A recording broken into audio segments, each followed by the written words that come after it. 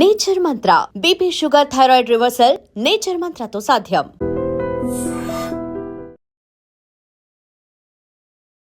5 సార్లు ఎమ్మెల్యే, కానీ ఆయన 5 లక్షల ఆస్తి కాదు కదా, అప్పుల్లో ఉన్న వ్యక్తి.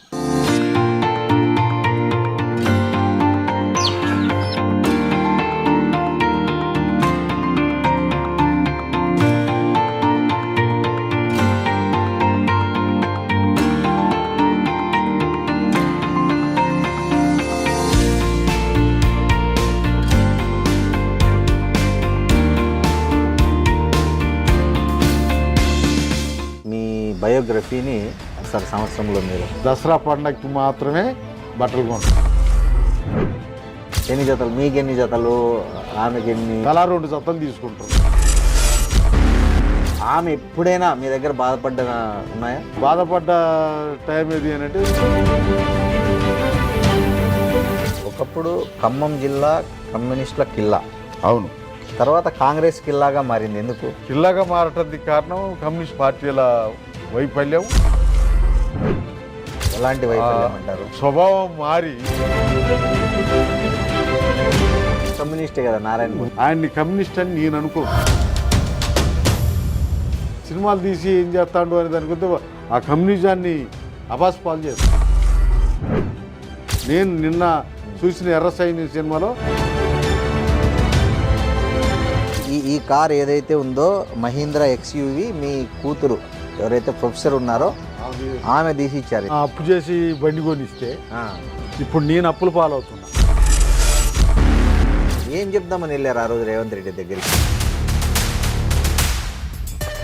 Hello, welcome to open talk with Roddam Srinivas. ఇవాళ మనం చాలా చాలా చాలా స్పెషల్ గెస్ట్తో మాట్లాడబోతున్నాం. ఆయన ఎవరో కాదు, జనం మనిషి, జనం కోసమే బతికిన మనిషి. అర్థమవుతుందా? నేను క్లూ ఇస్తున్నా. 5 సార్లు ఎమ్మెల్యే, కానీ ఆయన 5 లక్షల ఆస్తి కాదు కదా, అప్పుల్లో ఉన్న వ్యక్తి.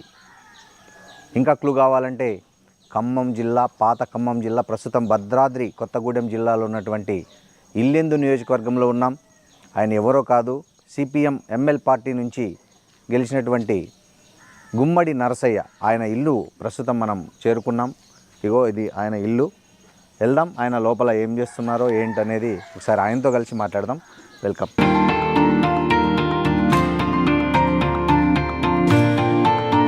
సార్. నమస్తే. ఐ డ్రీమ్ నుంచి. Thank you. అదే మిమ్మల్ని ఇట్లా లైవ్లీగా చూద్దామని వచ్చాం సార్. నమస్తే సార్, నా పేరు శ్రీనివాస్, రొద్దం శ్రీనివాస్, సీనియర్ జర్నలిస్ట్ని. భారత రాజకీయాల్లో గాంధీ ఒక నిరాడంబరతకు, నిబద్ధతకు, క్రమశిక్షణకు, నిజాయితీకి ఎలా మనం ప్రసిద్ధి చెందారో, తెలుగు రాష్ట్ర రాజకీయాల్లో మీరు అలా ప్రసిద్ధి చెందిన వ్యక్తి. మీకు నమస్కారాలు, సాష్టాంగ నమస్కారాలు ఫస్ట్ ఆఫ్ ఆల్. ఎందుకంటే ఇవాళ రేపు ఒక సర్పంచ్ కొడుకు, వార్డు మెంబర్ కొడుకు కూడా ఎంత హంగామా హల్చల్ చేస్తున్నారో చూస్తున్నాం మనం. కానీ మీరు 5 సార్లు ఎమ్మెల్యే, అది కూడా అసలు ఏ పార్టీ, బుర్జువా పార్టీల నుంచి కాకుండా ఒక సిపిఐ ఎంఎల్ న్యూ డెమోక్రసీ నుంచి ఎన్నికైన వ్యక్తి మీరు. న్యూ డెమోక్రసీ కాదు, ప్రజాపంద. ప్రజాపంద, ఓకే. సో 5 సార్లు ఎమ్మెల్యే అయ్యారు, ఇలాంటి అతి సాధారణ జీవితం గడుపుతున్నారు. సో ఎక్కడి నుంచి వచ్చింది సార్ ఈ స్పిరిట్ మీకు? మీరు ఇప్పుడే గాంధీ గారిని గురించి మాట్లాడారు. నన్ను గాంధీ గారి లాగా పోల్చాల్సిన అవసరం లేదు. ఓకే. గాంధీ గారు ఉన్నతమైనటువంటి కుటుంబం నుంచి ఆ స్థాయి నుండి వచ్చినటువంటి అతను. ఆయన ఆదర్శాలని తీసుకోవాల్సినటువంటి అవసరం లేదు. ఓకే. మాకు సంబంధించినటువంటి విషయానికి వస్తే మేము 5 సార్లు ఎమ్మెల్యే అయినా ఇంత సాధారణంగా ఎట్లున్నారు అనే విషయానికి వస్తే, మేము నేచురల్గా వెనకబడ్డ ప్రాంతం నుండి, వెనకబడ్డ జాతి నుండి, వెనకబడ్డ కుటుంబం నుంచి వచ్చినటువంటి వాళ్ళం. మాకు ప్రత్యేకంగా దాన్ని పోల్చాల్సినటువంటి అవసరం లేదు. ఓకే. వెనకబడ్డ జాతి, వెనకబడ్డ ప్రాంతం, వెనకబడ్డ కుటుంబం మాది. అట్లా మా పుట్టుక నుండే ఈ సాధారణమైనటువంటి విషయాల్ని చూడాలి. మేము అట్లా వెనకబడినటువంటి వాళ్ళం కాబట్టి ఆ పరిస్థితి నుంచే పెరిగిన వాళ్ళం కాబట్టి అదే సమయంలో ఈ వెనకబడ్డ కుటుంబం, వెనకబడ్డ ప్రాంతం, వెనకబడ్డ జాతి అనేటువంటిది ఏదైతే ఉందో అది మమ్మల్ని అట్లా జనరల్గా మనిషి స్వభావం ఏంటంటే ఏదైతే తను లేనితనాన్ని అనుభవిస్తాడో అవకాశం ఉన్నప్పుడు దాన్ని ఆస్వాదించాలనుకుంటాడు కదా. జనరల్గా మనిషి స్వభావం అది. మనిషి స్వభావం అయినా మా స్వభావం వెనకబాటు తనం నుండి వచ్చినటువంటిది. అందుకనే దాని నుండి పెరిగినటువంటి దాన్ని ఇంకా పెంచుకోవాలనేటువంటిది కాకుండా ఎంతసేపు వెనకబడ్డ వాళ్ళం కదా అనేటువంటిది కాకుండా ఆ వెనకబడ్డ తనానికి కారణం ఏంటో చూస్తూ పెరిగినటువంటి వాళ్ళం. వెనకబడి ఉంటుంది కారణం, కానీ వెనకబడి ఉండటానికి ఈ వెనకబడినటువంటి ప్రాంతంలో ఉన్నటువంటి మేము ఈ వెనకబడితనం పోవాలనేటువంటి దానితోటి మేము పెరిగినాం. మాకు మా పార్టీ మా దగ్గరకు వచ్చినప్పుడు కూడా మాకు నేర్పినటువంటిది, మాకు చెప్పినటువంటిది ఈ వెనకబడ్డటువంటి వాళ్ళ పరిస్థితుల్ని మెరుగుపరచడం కోసం మమ్మల్ని తయారు చేయటానికి ప్రయత్నం చేశారు. ఆ వెనకబడ్డటువంటి ప్రాంతంలో వెనకబడ్డటువంటి జాతిగా ఉన్నటువంటి కోయ జాతి, కోయ కుటుంబాలకు సంబంధించిన విషయానికి వస్తే ఇక్కడ ఉన్నటువంటి మెరుగైనటువంటి వాళ్ళు ఎవరైతే ఉన్నారో, ఉన్నతమైనటువంటి వాళ్ళు ఎవరైతే ఉన్నారో వాళ్ళు ఈ ప్రాంతంలో ఈ ప్రజల్ని, ఈ జాతిని దోసుకుంటూ పెత్తనం చేస్తున్నటువంటి వాళ్ళకు వ్యతిరేకంగా మమ్మల్ని తయారు చేశారు. సార్, జనరల్గా మీరు ఇంత కరుడుగట్టిన మానవతావాది, మీ ఫ్యామిలీ బ్యాక్గ్రౌండ్ ఏంది? అసలు మీలో ఇట్లాంటి ఒక ఆదర్శవంతమైన భావాలను ఎక్కడి నుంచి మీరు స్ఫూర్తి పొందారు? అంటే తల్లిదండ్రుల నుంచా, గురువుల నుంచా, సమాజం నుంచా, లేదా పార్టీ నుంచా, సిద్ధాంతాల నుంచా? మా తల్లిదండ్రులు, మా తాతలు, తండ్రుల నుంచి కూడా వెనకబడి ఉన్నటువంటి జాతి అండి ఇది. మా జాతి కోయ జాతి. కోయ జాతి. వీళ్ళని ఆ ఉన్నతమైనటువంటి వాళ్ళు ఎవరైతే ఉన్నారో, బూర్జువా వర్గానికి సంబంధించిన వాళ్ళు ఈ ప్రాంతంలో ఈ భూములంతా కూడా వాళ్ళ ఆక్యుపేషన్లో, వాళ్ళ ఆధీనంలో ఉంచుకున్నారు. ఈ జాతి, ఈ మా కుటుంబాలు, మాకు సంబంధించినటువంటి వాళ్ళందరూ కూడా వాళ్ళ దగ్గర చాకరీ చేస్తూ దాచోహం అంటూ బతికినటువంటి వాళ్ళు. వాళ్ళకి ధైర్యం చెప్పేవాళ్ళు కానీ, వాళ్ళకి తెలివితేటలు చెప్పేవాళ్ళు కానీ లేకపోవటం, ఆ రకంగా వాళ్ళ దగ్గర ఉన్నటువంటి పెత్తందారులు ఎవరైతే ఉన్నారో, బూర్జువా వర్గానికి సంబంధించినటువంటి దొరలు వీళ్ళు ఎవరైతే ఉన్నారో వాళ్ళు ఎప్పుడూ వాళ్ళని అట్లే చూస్తూ వచ్చారు. ఆ రకమైనటువంటి పద్ధతుల్లో పెరిగినటువంటిది ఈ ప్రాంతంలో ఉన్నటువంటి ఇక్కడ మాకు సంబంధించి మా కుటుంబమో లేకపోతే మా ప్రాంతం, మా ఊరో కాదు. ఓకే. ఈ ఏజెన్సీ ప్రాంతంలో అడవిలో బతుకుతున్నటువంటి, అడవి ప్రాంతంలో బతుకుతున్నటువంటి ఈ ప్రజలందరూ కూడా అంత అణగారినటువంటి, అంత క్షీణిస్తున్నటువంటి పరిస్థితిలో ఉన్నటువంటి వాళ్ళు. ఏదైతే మొత్తానికి మన దేశంలో ఈ దేశ స్వతంత్రం కోసం సాగినటువంటి ఉద్యమం నేపథ్యం ఉంది. అట్లే ఆ ఉద్యమం జరుగుతున్నటువంటి క్రమంలోనే ఈ ప్రాంతాన్ని నైజాం పాలించేవాడట.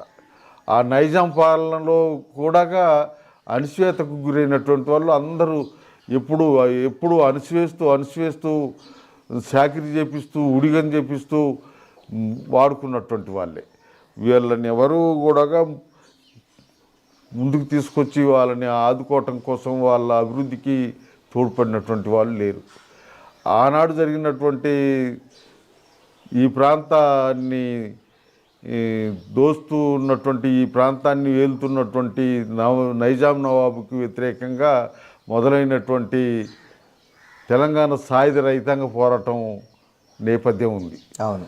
ఆనాడు వాళ్ళు ఆ జాగీర్దారికి ఆ జమీందారికి వ్యతిరేకంగా పోరాడుతూ ఈ ప్రజలకి భూమి కావాలనేటువంటిది తీసుకొచ్చారు. ఆ రకమైనటువంటి పద్ధతులు జరిగిన పోరాట నేపథ్యం కూడా ఉంది. అప్పటి నుంచి ఇప్పటిదాకా అంటే మీ ఫాదరు అట్లా ఏమన్నా రైతాంగ పోరాటంలో కానీ అట్లా పాల్గొన్న చరిత్ర ఉందా, లేకపోతే మీరే మొదటి తరమ మీ కుటుంబంలో రాజకీయాల వైపు కానీ ఉద్యమాల వైపు కానీ వచ్చిన దీంట్లో? ఈడ చూస్తే కనపడేది మా కుటుంబం మా ప్రాంతం అనేటువంటిది, కానీ ఏజెన్సీ ప్రాంతం అంతా కూడా అట్లా వెనకబడినటువంటిదండి. ఇక్కడ ఎవరు కూడా వాళ్ళకు నాయకత్వం వహించి రాజకీయాలు చేసి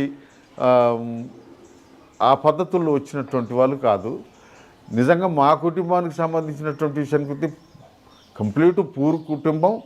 మా తాత అటువంటి జీవితమే గడిపాడు, మా నాన్న అటువంటి జీవితమే. ఎలాంటి జీవితం గడిపారండి? అంటే వాళ్ళు ఇట్లా మీరు చెప్తున్నట్లు ఎవరైనా దొరల ఇంట్లో కానీ లేకపోతే ఎట్లా పని చేశారా, లేకపోతే కూలీ అట్లా చేసుకుంటూ పెరిగా, అంటే ఎలాంటి పరిస్థితులు అనుభవించారు? చాలా కటు పరిస్థితుల్ని నేను పుట్టిన తర్వాత నేను పెరిగి వస్తున్నటువంటి క్రమంలో చూసినటువంటి పరిస్థితులు అయితే చాలా కటుగా ఉన్నటువంటి ప్రాంతం అండి. వీళ్ళు ఎప్పుడూ అడవిలో దొరికేటువంటి పండ్లు కాయలు గడ్డలు వీటిని తెచ్చుకొని వీటిని సేకరించుకొని తిని బతికినటువంటి కుటుంబం. భూమికి సంబంధించినటువంటి విషయానికి వస్తే ఆనాడు పంట పండియటానికి కూడా సరైనటువంటి తెలివితేటలు లేనటువంటి పరిస్థితి. ఏదో ఆ గటకలు జొన్నలు ఇటువంటి వాటిని వేసి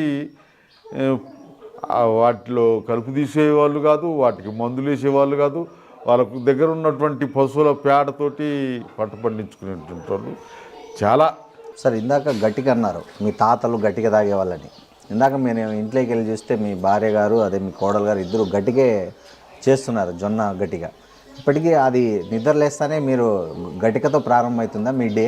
నిజంగా ఇలా కొద్దిగా మెరుగైనటువంటి పరిస్థితులు ఉన్నా కానీ ఆరోగ్యాలకు సంబంధించిన విషయానికి వస్తే ఇలా అప్పుడేమో లేక తిన్నాం, ఇవాళేమో ఆరోగ్యరీత్యా వాటిని కంటిన్యూ చేస్తున్నాం. సరే, జనరల్ ఎట్లా మీ డే ఎట్లా స్టార్ట్ అవుతుంది మామూలుగా? ఇప్పుడైతే ఇంతకు ముందేమో పొద్దున్న లేవగానే పశువులతోటి చేలకి పనులకి వెళ్ళేవాళ్ళం. ఇవాళ నాకు సంబంధించిన విషయానికి వస్తే పొద్దున్న లేవగానే తయారు కావాలి, ప్రజా కార్యక్రమాల్లోకి వెళ్ళాలి. ఇప్పుడు కూడా మీరు ఎప్పుడు వస్తారా అని చూశాను నేను. ఇంత పెందలకాడు వస్తారనుకోలేదు నేను. వెంటనే ఇప్పుడు లేవగానే తయారయ్యి కలెక్టర్ దగ్గరికి వెళ్ళాల్సిన పని ఉంది. ఓకే, ఏ సమస్య మీద? ఇప్పుడు మేము దున్నుకుంటున్నటువంటి పొడు భూములకి అంతకు ముందు నుంచి ఉన్నటువంటి వాళ్ళేమో ఎటువంటి ప్రయత్నం చేయలేము. నేను ఎమ్మెల్యేగా 83 ఎన్టీ రామారావు గవర్నమెంట్లో ఎమ్మెల్యేగా గెలిచాను. ఎన్టీ రామారావు దగ్గరికి వెళ్ళినప్పుడు కూడా ఇది సెంట్రల్ గవర్నమెంట్ వ్యవహారం, సెంట్రల్ గవర్నమెంట్ చూడాల్సింది, సెంట్రల్ గవర్నమెంట్ చేయాల్సింది, ఇది రాష్ట్ర గవర్నమెంట్ చేసేది కాదు, మనం ఏం చేయలేం కదా అని చెప్పి ఆయన మేము ఇచ్చినటువంటి రిప్రజెంటేషన్ని మా తరఫున ఆయన ముఖ్యమంత్రిగా సెంట్రల్ గవర్నమెంట్కి రాయటం జరిగింది. ఇందిరాగాంధీకి అప్పుడున్నటువంటి గవర్నమెంట్కి రాయటం జరిగింది. అట్లా ఈ 2004లో వచ్చినటువంటి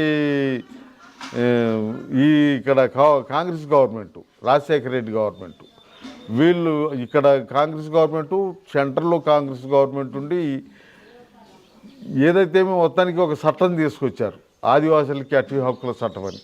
ఆ చట్టం ప్రకారంగా ఇప్పుడు కొంతమందికి ఇచ్చారు, ఇంకా కొంతమందికి ఇవ్వాలి, ఇంక ఇవ్వాల్సినటువంటి అవసరం ఉంది. ఆ చట్టం పరిధిలో కూడా పట్టాలు ఇచ్చి పట్టాలు ఉంటే కూడా ఇంకా ఫారెస్ట్ వాళ్ళు పోలీస్ వాళ్ళు ఆ భూములు దున్నకుండా చేయటం, వేసిన పంటల్ని ధ్వంసం చేయటం, ఇప్పుడు చేతికి వచ్చినటువంటి పంటను తీసుకోకుండా అడ్డం తగలటం, అడ్డం పోయినటువంటి వాళ్ళ మీద ఈ పోలీస్ డిపార్ట్మెంటు సహకారం తీసుకొని కేసులు పెట్టడం, అరెస్టులు చేయటం జరుగుతుంది. ఆ మధ్య ఒక ఫారెస్ట్ ఆఫీసర్ను కూడా కొట్టి చంపేసినట్లున్నారు కదా సార్. ఇట్లాంటి పోడు భూముల వ్యవహారంలోనే ఇక్కడేనా? ఇప్పుడు అక్కడక్కడ ఇప్పుడు ఈ కొత్తగూడెం జిల్లాలోనే చండ్రుగొండ మండలంలో జరిగింది ఆ ఘటన. అటువంటి ఘటనలో ఇటు ఆదిలాబాదు కరీంనగర్కి వెళ్ళి కూడా 2 ఘటనలు జరిగినట్టున్నాయి. ఏదైతే వాళ్ళు అడ్డం పోవటం, వాళ్ళు ఫారెస్టు వాళ్ళు హరాచకంగా ఇది చేయటం ఇవన్నీ జరుగుతున్నాయి. అటువంటి ఘటనలు జరుగుతున్నటువంటి క్రమంలో ఇక్కడ పంటలు వేసిన పంటల్ని ధ్వంసం చేస్తున్నారు. చేతికి వచ్చిన పంట తీసుకోవటానికి పోతే అరెస్టులు చేస్తున్నారు, కేసులు పెడుతున్నారు.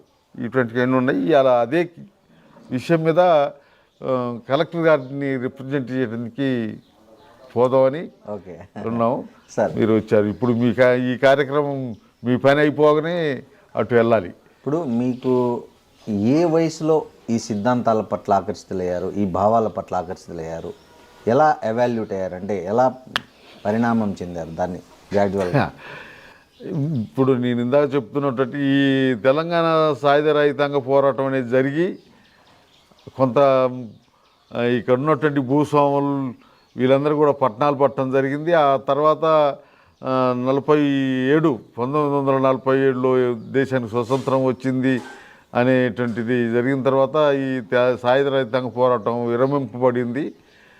ఆ తర్వాత పరిణామాలు ఏంటి అనే దానికి వస్తే ఎక్కడేసిన కొంగడ అక్కడ లాగానే పేదోళ్ళ దగ్గర భూమి లేదు, పేదోళ్ళకి వాళ్ళు చేసే పనికి సరైనటువంటి వేతనం లేదు, ఆ ప్రాంతంలో అభివృద్ధి అనేటువంటిది లేదు. ఇది అభివృద్ధి జరగాలంటే మళ్ళా నక్సల్బరీ పోరాటం మొదలైంది. ఆ నక్సల్బరీ పోరాటం నక్సల్బరీ నుండి మొదలుకొని శ్రీకాకుళం ఈ ప్రాంతం గోదావరి పరివాహక ప్రాంతం అంతా కూడా వెనకబడినటువంటి టైంలో ఇక్కడ ఆ సాయుధ రైతాంగ పోరాటంలో పనిచేసినటువంటి వాళ్ళు ఎవరైతున్నారో వాళ్ళు ఇక్కడ విప్లవం పూర్తి కాకుండా ఈ ప్రజలకి న్యాయం జరగదు అనే పద్ధతిలో బయలుదేరారు. వాళ్ళు ఈ ప్రాంతంలో, ఈ ఏజెన్సీ ప్రాంతంలో, అడవి ప్రాంతంలో, ఈ మన తెలంగాణ ఆంధ్ర రాష్ట్రమే కాకుండా దేశవ్యాప్తంగా ఉన్నటువంటి పరిస్థితుల్ని దృష్టిలో పెట్టుకొని వాళ్ళు వచ్చి రావటం జరిగింది. ఈ ప్రాంతానికి మా ప్రజల దగ్గరికి ఈ ప్రాంతంలో ఉన్నటువంటి సండ్ర పుల్లారెడ్డి, మాదాల నారాయణ స్వామి, దేవులపల్లి వెంకటేశ్వరరావు, కొల్ల వెంకయ్య, శార్మజుందారు నాయకత్వంలో వీళ్ళు ఇక్కడ తయారయ్యారు. అయితే మళ్ళా శార్మజుందారుని వదిలేసి శార్మజుందారు ఆలోచన ఏదైతుందో, శార్మజుందారు పద్ధతి ఏదైతుందో కొద్దిగా ప్రమాదకరంగా ఉందని చెప్పి ఆయనకు దూరం అవుతూ ఈ ప్రాంతంలో ఉన్నటువంటి ప్రజల దగ్గరికి వచ్చి ఇది చేశారు. అప్పటికి ఎన్నికల ద్వారా కాదు, ఈ ఓట్ల ద్వారా కాదు, గన్ను ద్వారాగానే అనే నినాదంతో బయలుదేరినటువంటి వాళ్ళు దాన్ని 78 నాటికి దాన్ని మార్చుకొని ఎన్నికల్లోకి వచ్చారు, ఎన్నికల్లో పాల్గొన్నారు. మీకంటే ఏ వయసులో ఫస్ట్ తెలిసింది? నాకు 78లో ఓటు హక్కు వచ్చిందండి. ఈ పార్టీ 78లో ఎన్నికలకు వచ్చి ఈ ఇల్లెందు కాన్స్టిట్యున్సీలో అభ్యర్థిని నిలబెట్టి ఇది చేశారు. నేను ఫస్ట్ నాకు ఎన్నికల్లో ఓటు హక్కు రావటం కానీ ఓటు వేయటం కానీ ఈ 78లో ఈ పార్టీకి ఓటేశాను. అప్పుడు శాపలెర్రయ్య అనేటువంటి వ్యక్తి ఈ పార్టీ అభ్యర్థిగా ఉండి గెలిచాడు. ఆయన గెలిచిన తర్వాత 80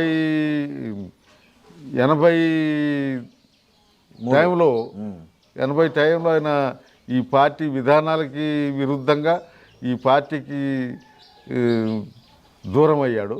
ఆయన్ని ఈ పార్టీ నుంచి ఆయన అనుచరుడుగా ఉండేవాళ్ళ అప్పుడు మేము చిన్నోళ్ళం, మాకు ఇంకా ఈ రాజకీయాలకు సంబంధించిన అంశాలు లేవు. ఆ ఎన్నికలు అయిన తర్వాత మేము ఆ పార్టీ ఆర్గనైజేషన్ ఈ ప్రాంతానికి రావడం జరిగింది. ఆ పార్టీ ఆర్గనైజేషన్లో ఉన్నటువంటి కార్యకర్తలు మా దగ్గరికి వచ్చి ఈ కూలీ రేట్లు పెంచడంలో కానీ, మాకు అప్పుడు ఎంత కూలి ఉండేది అని అంటే ₹2 ₹3 కూలి. పొద్దుదాకా పని చేస్తే ₹2 1980లో 80 ఆ ప్రాంతంలో అట్లా వాళ్ళ కూలి రేట్లు పెంచుకునే వాళ్ళం. తునికాకు ఎండాకాలం వస్తే తునికాకు మాకు రెండో పంట లాంటిది. ఆ తునికాకు కోస్తే తునికాకు రేట్ కట్ట, పెద్ద కట్ట, ఇంతలావు కట్ట కడితే అలా 200 150 ఆకులు ఉండే కట్ట, దాన్ని 2 పైసలు 3 పైసలు రేటుతోటి ఉండేది నాకు తెలిసి. నేను సరే, మొదటిసారి మీరు 83లో అభ్యర్థి కదా, మీ ఎంపిక ఎలా జరిగింది? మీరు ఊహించారా అప్పుడు మిమ్మల్ని ఎమ్మెల్యేగా ఎంపిక చేస్తారని? అలా ఎవరు చేశారు మిమ్మల్ని ఎమ్మెల్యేగా నిలబడం? అట్లా బతుకుతున్నటువంటి క్రమంలో ఈ ప్రాంతానికి ఆ పార్టీ ఆర్గనైజేషన్, ఆ పార్టీ కార్యకర్తలు వచ్చి మమ్మల్ని అందరినీ ఆ పద్ధతిలో ఇది చేసేవాళ్ళు, వాళ్ళతోటి తిరిగేవాళ్ళం. అప్పుడు 78 ఎన్నికల్లో ఎమ్మెల్యేని గెలిపించుకుంటే ఆ ఎమ్మెల్యే పనికి రాకుండా అయితే ఆయన్ని పక్కకు పెట్టేసి మళ్ళా ఏం చేశాడు అంటే మీ ప్రజా పార్టీ విధానాలకు వ్యతిరేకంగా ఇలా అసెంబ్లీ జరుగుతుంది. అసెంబ్లీలో ఈ రాజ్యసభకు ఎన్నుకునే వాళ్ళని, ఈ ఎమ్మెల్సీలుగా ఎన్నుకునే వాళ్ళని, వీళ్ళకి ఓట్లు వేయాలి ఎమ్మెల్యేలు. అవును.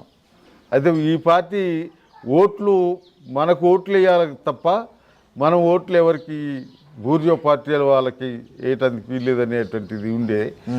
వీళ్ళు పార్టీ చెప్పిన మాట కాకుండా, పార్టీ చెప్పిన ఆలోచన కాకుండా, ఆయన అప్పుడు అక్కడ ఉన్నటువంటి వాళ్ళ ఆ ఎమ్మెల్యేలు, అక్కడ ఉన్నటువంటి ఎమ్మెల్యేలతోటి ఆయన పోయి ఆ ఓట్లు వేయటం జరిగింది. ఎవరికి వేసాడు అప్పుడు? ఎవరు రాజ్యసభకు నిలబెట్టారు? ఎవరు అప్పుడు ఎవరికో వేసాడు ఓటు, దాన్ని తప్పని చెప్పాము. అట్నే తను ఇక్కడ కాన్స్టిట్యున్సీకి వచ్చినప్పుడు ప్రజలకు సంబంధించిన విషయాల్లో కూడా ఆయన ఆ పనిలో కాకుండా కొద్దిగా విరుద్ధమైనటువంటి పత్రులు ఉండటం వల్ల ఆయన్ని పార్టీ నుంచి, పదవి నుంచి ఎలగొట్టారు. అయితే ఆ పదవి వీళ్ళు ఎలగొడితే పోయి పదవి కాదు కదా, మళ్ళా రాజీనామా చేయాలా, ఇవన్నీ కథలు ఉంటాయి. ఆయన పోయి ఆ కాంగ్రెస్ పార్టీ ఎమ్మెల్యేలతోటి కలిసి ఈ పార్టీ దగ్గర రాకుండా ఉండే, ఏదైతే మొత్తానికి 83 దాకా ఆయన ఎమ్మెల్యేగా కంటిన్యూ అయ్యాడు. ఈ మళ్ళా 81లో పంచాయతీ ఎన్నికలు వచ్చినాయి. పంచాయతీ ఎన్నికల్లో ఈ ప్రాంతం నుంచి సర్పంచ్ అభ్యర్థుల్ని నిలబెట్టడం, గెలిపించడం. అప్పుడు కూడా ఈ పార్టీ సిపిఐఎంఎల్ ప్రజాపంద పార్టీ వాళ్ళని నిలబెట్టింది. ఈ ప్రాంతంలో ఏజెన్సీ ప్రాంతంలో ఉన్నటువంటి అందరినీ గెలిపించుకుంది. ఈడ ఈ పంచాయతీని ఉసిరికాయలపల్లి పంచాయతీ, ఈ ఉసిరికాయలపల్లి పంచాయతీకి ఇక్కడి నుంచి మొదలుకొని, మా ఊరు దగ్గర నుంచి మొదలుకొని సీతారాంపురం, భాగ్యనగర్ తండా, పోలంపల్లి, ఇవన్నీ కూడా ఒక పంచాయతీ అనమాట. అట్లా ఏడు నుంచి సర్పంచ్ అభ్యర్థిగా నన్ను నిలబెట్టారు. ఎన్ని ఓట్ల మెజార్టీతో గెలిచారు అప్పుడు? అప్పుడు ఈ ప్రాంతంలో ఉన్నటువంటి మా తొడుదూరుగూడెం, ఈ తండాలు, ఈ ఊరు అన్నీ కలిపి ఈ ఆర్గనైజేషన్లో ఉన్నాయి. ఈ ప్రజాపంద పార్టీ ఆర్గనైజేషన్లో ఉండి, అవతల ఉన్న వాళ్ళంతా కూడా కాంగ్రెసు, సిపిఐ, సిపిఎం. 81లో తెలుగుదేశం పార్టీ లేదు అప్పటికి లేదు, అప్పుడు లేదు. వాళ్ళందరూ అక్కడ ఆ ప్రాంతంలో ఉన్నారు. వాళ్ళు పోటీలో ఉన్నారు, ఇక్కడి నుంచి మేము పోటీలో ఉన్నాం. మా పార్టీకి సంబంధించినటువంటి విషయంలో మేము అప్పుడు 81లో జరిగిన పంచాయతీ ఎన్నికల్లో 41 ఓట్లు 41 ఓటుతోటి మెజార్టీతో గెలిచారు. నేను గెలిచాను. 2 సంవత్సరాలకే 82 పూర్తి కాబోయే నాటికే 83 ఎన్నికలు అసెంబ్లీ ఎన్నికలు రావడం జరిగింది. ఈ అసెంబ్లీ ఎన్నికల్లో మళ్ళా ఇక్కడి నుంచి నన్ను అభ్యర్థిగా నిలబెట్టారు. 78లో 300 మెజార్టీతో గెలిచినటువంటి అసెంబ్లీ స్థానం 3000 మెజార్టీతోటి మళ్ళా ఫస్ట్ టైం 3000 మెజార్టీతో 3000 మెజార్టీతోటి గెలిచాము. సరే 83లో మీరు ఎమ్మెల్యే అనేది పార్టీ నిలబెట్టింది. మీరు ఎట్లా ఫీల్ అయ్యారంటే మీరు అప్పటికి జస్ట్ సర్పంచ్గానే పనిచేశారు, 2 ఏళ్ళ అనుభవం ఉంది. సో ఎమ్మెల్యేగా అని వాళ్ళు పార్టీ ప్రకటించినప్పుడు మీ ఫీలింగ్ ఏంది అసలు? నాకు పెద్ద ఫీలింగ్గా ఏమీ అనిపించలేదు. పార్టీకి సంబంధించినటువంటి కార్యక్రమాలు, ఆ కార్యక్రమాల్లో నిరంతరం పాల్గొంటుండే వాళ్ళం. ప్రజా సమస్యలకు సంబంధించిన విషయానికి వస్తే ఈ ప్రాంతం అంతా ఒక చీకటి లోయ లాంటిది. ఈ ఇల్లెందు కాన్స్టిట్యున్సీ ఏదైతే ఉందో, గుండాల, ఆలపల్లి, ఇల్లెందు, బయ్యారం, ఇటు టేకులపల్లి, ఈ ప్రాంతం అంతా కూడా ఒక దారి తోవలేనటువంటి పరిస్థితి, వెలుతురు అనేటువంటిది లేనటువంటి పరిస్థితి. ఏదైతే మొత్తానికి 78లో గెలిచినా ఏమి పనులు జరగలేదు, పనులు చేయించుకోలేదు. అంతకు ముందున్నటువంటి ప్రభుత్వాలు కానీ, అంతకు ముందున్నటువంటి పాలకులు కానీ మరి ఏమైనా చేశారా చేయలేదా అనే దానికి వస్తే ఏమీ లేదు ఇక్కడ. ఏదైతే మొత్తానికి ఈ ప్రాంతంలో ఉన్నటువంటి ప్రజలందరూ కూడా ఈ అడవిలో దొరికే కాయలు, పండ్లు, గడ్డలు వీటితోటి జీవిస్తున్నటువంటిది. వ్యవసాయం కూడా అసలు డెవలప్మెంట్ లేదు. వ్యవసాయం ఎట్లా చేయాలనో తెలియనటువంటి పరిస్థితి. అటువంటి పరిస్థితులలో ఈ పార్టీకి సంబంధించిన ఆర్గనైజేషన్ వచ్చిన తర్వాత మాకు కానీ, ఈ ప్రాంతంలో ఉన్నటువంటి ప్రజలకు కానీ ఆ విధమైనటువంటి మొదటి ఎన్నికల్లో మీరు ఎంత ఖర్చు అయింది మీకు? ఫస్ట్ ఎన్నికలు, ఎమ్మెల్యే ఎన్నికల్లో నాకు తెలిసి మేము ఖర్చు అనేటువంటి విషయానికి నాకు తెలియదు. పార్టీ పెట్టుకుంది, పార్టీకి సంబంధించింది. అప్పుడు వాళ్ళు కరపత్రాలు, పోస్టర్లు, ఈ ప్రచారానికి సంబంధించినటువంటి విషయంలో ఈ ప్రాంతంలో ప్రజలందరూ పోయేవాళ్ళు. అట్లా జరిగింది. ఆనాడు 50-60 వేలు ఖర్చు అయి ఉంటుందని నేను అనుకున్నాను. మీ ప్రత్యర్థి ఎవరు అప్పుడు ఆ ఎన్నికల్లో? ప్రధాన ప్రత్యర్థి అప్పుడు ప్రధాన ప్రత్యర్థికి సంబంధించిన విషయానికి వస్తే కాంగ్రెస్ పార్టీ క్యాండిడేట్ ఉన్నాడు, ఈ పూనెం రామచంద్రయ్య అని ఆయన. ఓకే, ఆయన. ఇక సిపిఐ పార్టీ, సిపిఎం పార్టీలకు సంబంధించిన విషయానికి వస్తే వాళ్ళు అలయన్స్ అనే పేరుతోటి వాళ్ళు కలిసి చేసేవాళ్ళు కాంగ్రెస్తో. వీళ్ళు కమ్యూనిస్ట్ పార్టీలు వాళ్ళు, వీళ్ళిద్దరు కలిసేవాళ్ళు. అట్లా ఉండేది. ఓకే.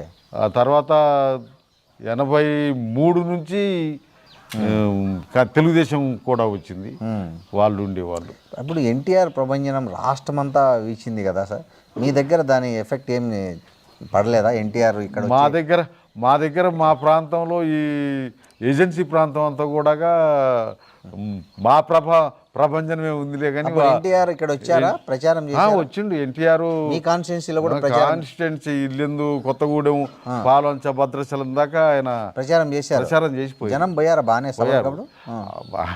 ఆయన నాయకుడిగా పోయారా, సినిమా హీరో యాక్టర్గా పోయారా, మొత్తానికి అప్పుడు కూడా జనం బాగానే పోయారు. అయినా మీకు ఏమనిపించింది? జనం అట్లా వెళ్తుంటారు కదా ఎన్టీఆర్ సభలకి, మీకు ఎక్కడైనా అనిపించిందా అరే ఇంతమంది ఆయన సభలకు వెళ్తున్నారు, మరి ఏంటి నా పరిస్థితి అని ఎక్కడైనా ఫీల్ అయ్యారా? అటువంటిది ఏమీ లేదు. ఓకే. ఆ పరిస్థితులు, అటువంటి వాతావరణం మాకెప్పుడు ఎదురు కాలేదు. ఇప్పుడు కూడా అటువంటిది ఏమి లేదు. ఇలా కేసీఆర్ మీటింగులకి జనం పోతున్నారు, రేవంత్ రెడ్డి మీటింగులకి జనం పోతున్నారు. వాళ్ళకి బీజేపీ వాళ్ళకి కూడా జనం పోతున్నారు. ఏం లేదు, జనం పోవడం వేరు, ఓటు వేయడం వేరు. ఓటు వేయడం వేరు. సార్ ఫస్ట్ టైం మీరు అసెంబ్లీకి వెళ్ళారు కదా, ఎన్టీఆర్ అప్పుడు సీఎం, మీ బాగా గుర్తున్న సంఘటన ఏంది? ఫస్ట్ టర్మ్లో మీరు ఎమ్మెల్యేగా ఎన్టీఆర్తో ఎప్పుడైనా ఇంటరాక్ట్ అయ్యారా? ఇంటరాక్ట్ అయినప్పుడు ఆయన ఎలా స్పందించారు మీ ఏదైనా విషయంలో? ఈ ప్రాంతంలో ఉన్నటువంటి అభివృద్ధికి సంబంధించిన విషయంలో రిప్రజెంట్ చేయటానికి పోయేవాళ్ళం. అట్లే ఈ పోడుమూలకి పట్టాలు కావాలనేటువంటి విషయంలో ఆయన్ని గెలవటానికి మా పార్టీగా మా నాయకత్వం పోయింది. అప్పుడు ఆయన దగ్గరికి వెళ్ళినప్పుడు హైదరాబాద్లో పెద్ద ప్రోగ్రాం పెట్టాం. ఒక 20,000 మందితోటి ఊరేగింపు. ఈ ఇక్కడి నుంచి తూర్పుగోదావరి, పశ్చిమ గోదావరి, ఖమ్మం, వరంగల్, కరీంనగర్, ఆదిలాబాదు ఈ ప్రాంతాల నుంచి సేకరించినటువంటి పోడు భూముల పట్టాక దరఖాస్తులు ఒక చిన్న లారీలో దరఖాస్తులన్నీ లారీకి వేసుకుని పోయాం. అవన్నీ తీసుకొచ్చి అక్కడ ఇప్పుడు పాత సెక్రటేరియట్ ఉండే, అందులో ఎన్టీ రామారావు నుండి టైం తీసుకుపోతే ఇవన్నీ సెక్రటేరియట్ తీసుకెళ్ళాము. ఈ కాగితాలన్నీ మళ్ళీ ఇప్పుడు ఆడికి పోయిన తర్వాత తలాయిని పట్టుకున్నాంలే. మా నాయకత్వం ఇప్పుడు డెలిగేషన్కి పోవాల్సిన నాయకత్వం తలాయిని పట్టుకొని పోయాం. ఆయన ఛాంబర్లో పెట్టినాము. ఇవన్నీ నేనేడ చూస్తా, నేనేం చేస్తా, ఇది నాకు సంబంధించింది కాదు కదా, సెంట్రల్ గవర్నమెంట్ చేయాల్సింది, ఫారెస్టు సెంట్రల్ గవర్నమెంట్ది, మేము చేసేది కదా, కాకపోతే మీ తరఫున నేను ఒక దరఖాస్తు పంపిస్తాను అని చెప్పినటువంటిది ఉంది. అట్లే ఆయన దగ్గరికి టైం తీసుకోవటానికి పోవాలంటే అక్కడ ఉన్నటువంటి అధికారులతోటి మాట్లాడి టైం తీసుకునే వాళ్ళం. ఆయన దగ్గరికి ఒకసారి మా నాయకత్వం ఈ సమస్యల మీద, ప్రజా సమస్యల మీద రిప్రజెంట్ చేయడానికి వెళ్ళటం జరిగింది. మాదాల నారాయణ స్వామి అప్పుడు మా పార్టీ ఇప్పుడు చీలిపోయి 3-4 గ్రూపులకు ఉంది, కానీ అప్పుడు ఒక పార్టీగానే ఉన్నాం. ఆనాడు వేములపల్లి వెంకటరామయ్య గారు, మాదాల నారాయణ స్వామి, ఈ పెద్ద మనుషులతోటి నేను ఆయన ఇంటికి వెళ్ళాను. అప్పటికే ఆయన మాకు ఇచ్చింది 6 గంటలకి టైం, పొద్దున. మేము పోయేటప్పటికే ఆయన ఇల్లంతా నిండిపోయి ఉన్నారు. ఆయనకు సంబంధించినటువంటి విషయం ఏంటి అంటే మళ్ళీ 6 గంటలకి మా అందరినీ కలిసి మళ్ళీ బయటికి వెళ్తాడనమాట. ఆయన టైం అట్టుండేది. మేము పోయేటప్పటికే చాలామంది ఉన్నారు. ఏదైతే మొత్తానికి ఆయన తయారయ్యి బయటికి వచ్చి కలబోయేటప్పటికి మా దగ్గరికి వచ్చేటప్పటికి గంట టైం పట్టింది. అందరూ ఆయన వస్తుంటే అందరు లేచి కాళ్ళు మొక్కటానికి పోతున్నారు. అదంతా జరిగిందనమాట. మేము అటువంటి ఏమీ లేకుండా నిలబడడం, మా దగ్గరికి వచ్చిండు, మేము రిప్రజెంట్ చేయటం ఏంటి అనే దానికి వస్తే అక్కడికి వచ్చినటువంటి వాళ్ళు మాతో అన్నది ఏంటంటే విష్ణుమూర్తి స్వరూపం లాగా కనపడతాడట, రాముడు కృష్ణుడు అట్లా కనపడతాడట. అది ఆయనకు ఉన్నటువంటి ఇది. అట్లా మీరు అసెంబ్లీలో ఎప్పుడు మాట్లాడే అవకాశం వచ్చినప్పుడు రామారావు గారు, ఆయన అధికార పార్టీ నాయకుడు, సిఎల్పి నాయకుడు కదా, అప్పుడు ఏమైనా ఇంటరాక్షన్ జరిగేదా మీకు ఆయనకి మధ్య ఏదైనా ఇష్యూస్లో? ఇప్పుడు నేను ఆయన ఛాంబర్లో ఉన్నప్పుడు పోయి కలిసేవాడిని. లేదు అసెంబ్లీలో ఉన్నప్పుడు కూడా నేను లెటర్ పట్టుకొని పోయి ఇచ్చేవాడిని. ఏం లేదు, మనం మొత్తానికి పెద్ద ఇదిగా ఏమీ అనిపించలేదు నాకు. దరఖాస్తు తీసుకుపోయి ఇచ్చి ఆ దరఖాస్తు నేపథ్యం, దానికి సంబంధించిన విషయాలన్నీ మాట్లాడేవాడిని. సవ్యంగా వినేవాడు,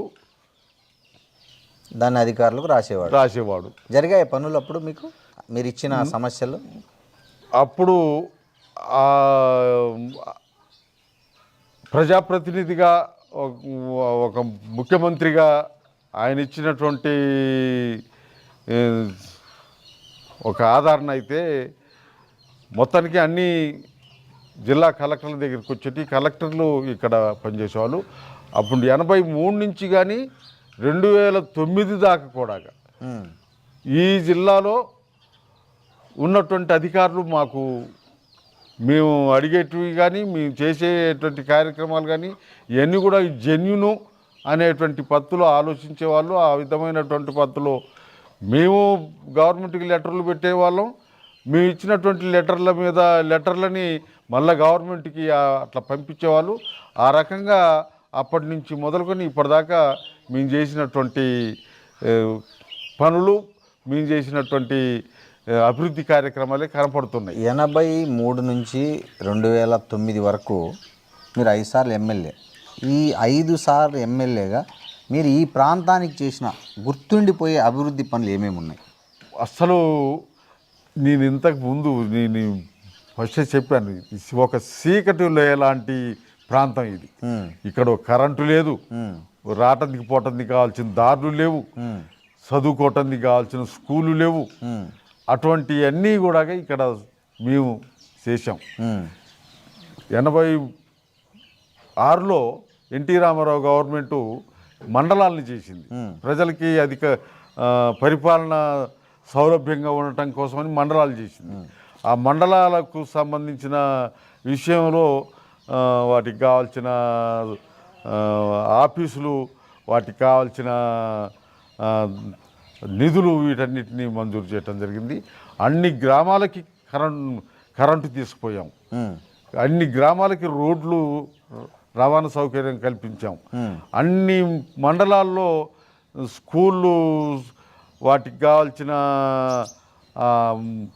సవలతులన్నీ కూడా ఏర్పాటు చేసాం. అన్ని మండలాల్లో హాస్పిటల్స్ తీసుకొచ్చాం. ఆరోగ్యానికి సంబంధించినటువంటి విషయంలో ఇవన్నీ కూడా మేము గవర్నమెంట్ని అడగటం, మంజూరు చేయటం ఇవన్నీ జరిగినాయి. ఇవాళ మేము ప్రత్యేకంగా కొత్తగా చూస్తున్నది ఏంటంటే 2014 నుండి జరిగినటువంటి ఎన్నికలు, ఆ ఎన్నికల్లో గెలిచినటువంటి వాళ్ళు ఇక్కడ ఏమైనా కొత్త పని చేశారంటే ఏమీ లేవు ఇప్పటి వరకు కూడా. 11 ఆ పథకాలు కనపడుతున్నాయి. ఏ సంక్షేమ పథకాలు కనపడుతున్నాయి. ఆ సంక్షేమ పథకాలతోటి వీళ్ళు పరిపాలన కొనసాగిస్తున్నారు. అట్లా కాకుండా సంక్షేమం మీద ఆధారపడి అంతే. ఇప్పుడు కొత్తగా ఏమి లేవు. మేము ఇక్కడ నీటి వనరులకు సంబంధించినటువంటి కార్యక్రమాలు గవర్నమెంట్కి రిప్రజెంట్ చేసాం. వాటిని మంజూరు చేయించుకున్నాం. చెర్లు, లిఫ్ట్ ఇరిగేషన్స్, చెక్ డ్యాములు ఇవన్నీ చేసాం. ఈ ప్రాంతంలో ఉన్నటువంటి ఈ కాన్స్టిట్యున్సీ పరిధిలో ఉన్నటువంటి బయ్యారంకెళ్ళి నుండి పాకాలేరు, మరి పందిపంపులేరు, ఇటు ముర్రేడు, కిన్నెరసాని, ఈ నీళ్ళన్నింటినీ గోదావరిలో కలుస్తుంటే చూస్తున్నారు తప్ప అంతకున్న ముందు ఉన్నటువంటి వాళ్ళు వాటిని ఈ వ్యవసాయానికి ఉపయోగిద్దాం, ఈ ప్రాంత ప్రజలకి ఉపయోగపడే పని చేద్దాం అనేటువంటి ప్రయత్నం వచ్చేదే. అది మేము చేసాం. మా ఆధ్వర్యంలో మేము ఉన్న క్రమంలో జరిగింది. మీకు ఎన్టీఆర్ సంక్షోభంలో నాదేండ్ల భాస్కర్రావు ఎప్పుడైతే ఎన్టీఆర్ అమెరికా వెళ్ళినప్పుడు పార్టీ చీలి ఆయన సీఎం అయ్యారు. ఆ సందర్భంగా మీకు ఏ వర్గం నుంచి అయినా మా వైపు రండి, మాకు ఓటేయండి అని అట్లాంటివి వచ్చాయి ఆఫర్లు? అటువంటి ఏమీ రాలేదు. మా జోలికి ఎవరు రాలే. అందరినీ తీసుకుపోయి క్యాంపుల్లో పెట్టుకున్నారు. అవును, నేను ఫ్రీగా తిరిగాను. వాళ్ళ పంచాయతీ పరిష్కారం అయ్యేదాకా ఫ్రీగా తిరిగాను. నా దగ్గరికి ఎవరు రాలేదు. మీరు అప్పుడు ఓటేసారా? నేను ఓటేయలేదు. అసెంబ్లీలో ఆ క్యాంపులు లేను. క్యాంపుల్లో మళ్ళీ బల ప్రదర్శన చేశారు. మళ్ళీ అసెంబ్లీకి కాల్ఫర్ చేశారు గవర్నర్ ఎన్టీ రామారావు బల ప్రదర్శనలో. అవును. అప్పుడు యాక్చువల్గా అన్ని సిపిఎం కూడా రామారావుకి మద్దతు ఇచ్చాయి కదా. అవును. అప్పుడు మీరు ఎటువైపు ఉన్నారు? మేము ఎటు లేము. ఓటేశారు? అప్పుడు ఓటేయలేదు. అసెంబ్లీలో ఎవరికి ఓటేయలేదు? ఎవరికి ఓటేయలేదు. ఇటు నాదేండ్లకు ఓటేయాలి, అటు ఎన్టీఆర్కి ఓటేయలే. ఓకే, మీ ఓటుతో అవసరం లేకుండానే మేము మా ఆలోచన కానీ మా పద్ధతి కానీ ఓటు వేయించుకోవాలి, మాకు ఓటు ఎందుకు వేయాలనో చెప్పేవాళ్ళం, ఇతరులకు ఓటు ఎందుకు వేయకూడదో చెప్పేవాళ్ళం. మా ఓటు అవసరమైతే ఎవరికి ఇవ్వాలనో అనేటువంటి విషయానికి వస్తే ఎవరికి ఇవ్వద్దు అనేటువంటిది మీ ఆలోచన, పార్టీ ఆలోచన. మా పార్టీ ఆలోచన. సరే, మీరు పుట్టి పెరిగిన ఊరు ఇదేనా? ఇదేనండి. ఇది అంటే అంతా ఇప్పుడు మా తాతలు నాటి నుండి ఇది ఈయన్నే ఊరు. ఈ స్థలమేనా మీది? మీరు అంటే ఇదే స్థలం. మీరు పుట్టింది పెరిగింది అంటే నేను పుట్టింది అప్పుడు ఈ నైజాం పరిపాలనలో ఉన్నటువంటి అప్పుడు క్యాంపులు పెట్టారట ఊళ్ళంతా, రజాకారులు. అవునవును. అదే ఇప్పుడు క్యాంపులు, ఆ క్యాంపులు పెట్టారట. మా ఊరు ఈ ప్రాంతంలో ఉన్న వాళ్ళందరినీ ఇల్లెందు తీసుకుపోయి, ఇప్పుడు ఇల్లెందు జూనియర్ కాలేజ్ ఉంది, ఆ ప్లేస్లో ఊళ్ళంతా తీసుకుని పెట్టారట. నేను క్యాంపులో పుట్టానట. Okay okay. ఆ క్యాంపు నేను పుట్టిన తర్వాత ఆ క్యాంపులన్నీ ఎత్తేసి అన్ని గ్రామాల వాళ్ళని, ఏ గ్రామాల వాళ్ళని ఆ గ్రామాలకు పంపించారట. ఓకే. ఇప్పుడు ఈ ఇల్లు ఇదంతా మీరు కట్టిందేనా? ఈ ఇల్లు మీరు? ఇది ఎన్టీ రామారావు గవర్నమెంట్లో, నేను ఎమ్మెల్యేగా ఉన్నా ఎన్టీ రామారావు గవర్నమెంట్లో ఇల్లు మంజూరైంది మీకు. ఇది ఏంటి యాజ్ ఏ అప్పుడు ఆయన బలహీన వర్గాల గృహ సముదాయం అని ఒక స్కీమ్ తెచ్చారు. అవును. ఆ స్కీమ్లో భాగంగా మీకు ఇల్లు వచ్చింది. స్కీమ్లో భాగంగా ఈ ఇల్లు వచ్చింది. అది 6,000 స్కీమ్. ఇప్పుడు 5 లక్షలు ఇస్తున్నారు కదా, ఇది 6,000 స్కీము. 6,000 నుండి ఆయన గవర్నమెంట్లో ఉన్నప్పుడు ఒకసారి 6,000 పోయి 8,000 అయింది. 8,000 పోయి 12,000 అయింది. 12,000 నుంచి 25,000 అయింది. అట్లా పెంచుకుంటూ వచ్చారులే కానీ అప్పుడు కట్టినటువంటి ఇండ్లు చాలా ఊరుగా ఉండేటువంటి, అప్పుడన్నీ మా ఊరంతా గడ్డి ఇండ్లతోటి ఉండేటి. అట్లా ఇది మా నాన్న పేరుతోటి, నా పేరుతోటి, ఇద్దరు పేర్లతో మాకు. ఇప్పుడు మా తమ్ముళ్ళు, ఇదంతా మీ ఫ్యామిలీనేనా? మీ బ్రదర్స్? మా 4వ తమ్ముడు, ఆయన 3 తమ్ముడు, నా తర్వాతోడు ఈ ఇల్లు అక్కడ వచ్చింది, అవతల వచ్చింది. అట్లా ఇది కట్టుకున్నారు. కట్టిన ఇప్పుడు దీని మీద స్లాపు ఇదంతా కూడా మరి నేను ఎమ్మెల్యేనైతే మరి వచ్చేటోళ్ళు పోయేటోళ్ళు ఉంటారు కదా అని చెప్పి మా పార్టీ స్లాబ్ వేయించింది. ఓకే. ఆ వెనక ఇల్లు మీరు? అది ఇప్పుడు రాజశేఖర రెడ్డి గారి గవర్నమెంట్లో ఇందిరమ్మ పేరుతోటి వచ్చింది. ఇందిరమ్మ పేరుతోటి వచ్చింది. ఆ ఇందిరమ్మ పేరుతోటి వచ్చిన మా అబ్బాయి పేరుతోటి వచ్చింది. 5 సార్లు పైనది మాత్రం మేము సొంతంగా వేసుకున్నాం. కాదు, 5 సార్లు ఎమ్మెల్యే, సొంత ఇల్లు కూడా కట్టుకోలేరు.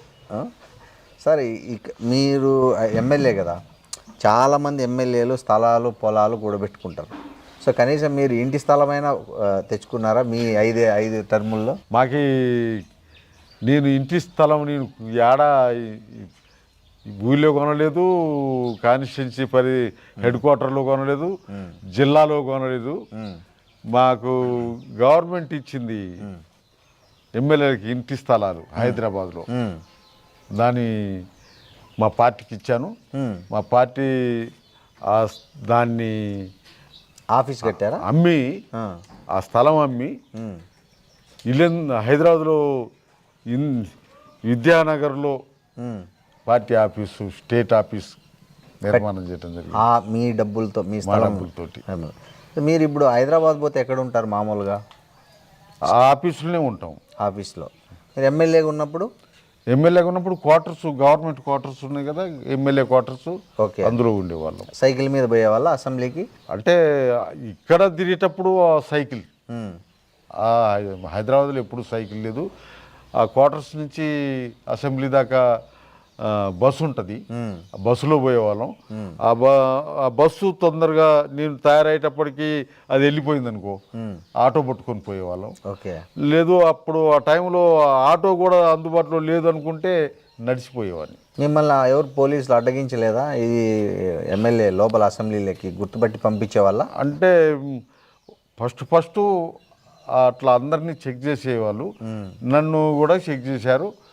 ఇప్పుడు గవర్నమెంట్ ఇచ్చిన కార్డు ఉంది కదా, ఆ కార్డు చూపించేవాళ్ళం, పోయేవాళ్ళం. పిఏలు అట్లా పెట్టుకునే వాళ్ళ మీరు? మాకు పిఏలు మా కార్యకర్తలే, మా నాయకులే. ఓకే. మేము ప్రత్యేకంగా పిఎల్ని ఏం పెట్టుకోలేదు. ఓకే. సరే, ఇప్పుడు మీరు ఇక్కడ వ్యవసాయం చేస్తున్నారా? ఇప్పుడు ప్రజెంట్ ఏం చేస్తున్నారు? 2009 తర్వాత మీరు 2 సార్లు ఇండిపెండెంట్గా పోటీ చేశారు కదా, 2018, 2023. మేము ఎన్నికల్లో పోటీ చేయటం 78 నుంచి ఇండిపెండెంట్గానే. అవును, చేస్తున్నారు. ఇండిపెండెంట్గానే, పార్టీగా కాదు. 2009లో 5 సార్లు వరుసగా గెలిచారు. 2009లో మీరు తెలుగుదేశం పార్టీ చేతిలో ఓడిపోయారు. ఆ ఓటమికి కారణాలు ఏమని మీరు విశ్లేషించుకున్నారా మీరు పార్టీ? 2009లో నేమో ఈ కాన్స్టిట్యున్సీ డీలిమిటేషన్ వల్ల మాకున్నటువంటి ఓటు చీలిపోవటం జరిగింది. వైరా కలిపారు కదా, వైరం. ఇప్పుడు ఇది సింగరేణి మండలం. అవును. ఇది కూడా ఇల్లెందులో ఉండే. దీన్ని తీసి వైరా కాన్స్టిట్యున్సీకి పెట్టారు. వైరా కాన్స్టిట్యున్సీలో ఉండాలి, నేచురల్గా ఉండాల్సింది కాంపెల్లి మండలం. ఇల్లెందుకు పెట్టారు? ఒకటి మాకు గుండెకాయ గుండాల, ఆ గుండాలను తీసాం, పినపాకకు పెట్టారు.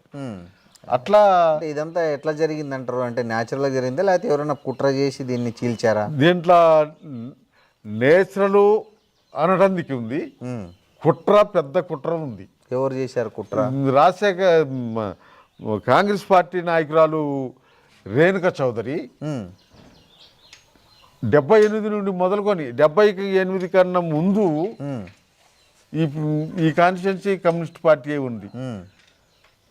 కేఎల్ నరసింహరావు గారు ఎమ్మెల్యేగా ఉండేవాడు. అప్పుడు జనరల్ వాళ్ళు ఒక ఎమ్మెల్యే ఉండేవాడు, ఈ రిజర్వ్డ్ ఒక ఎమ్మెల్యే ఉండేవాడు, ఇద్దరు ఉండేవాళ్ళు. అవును.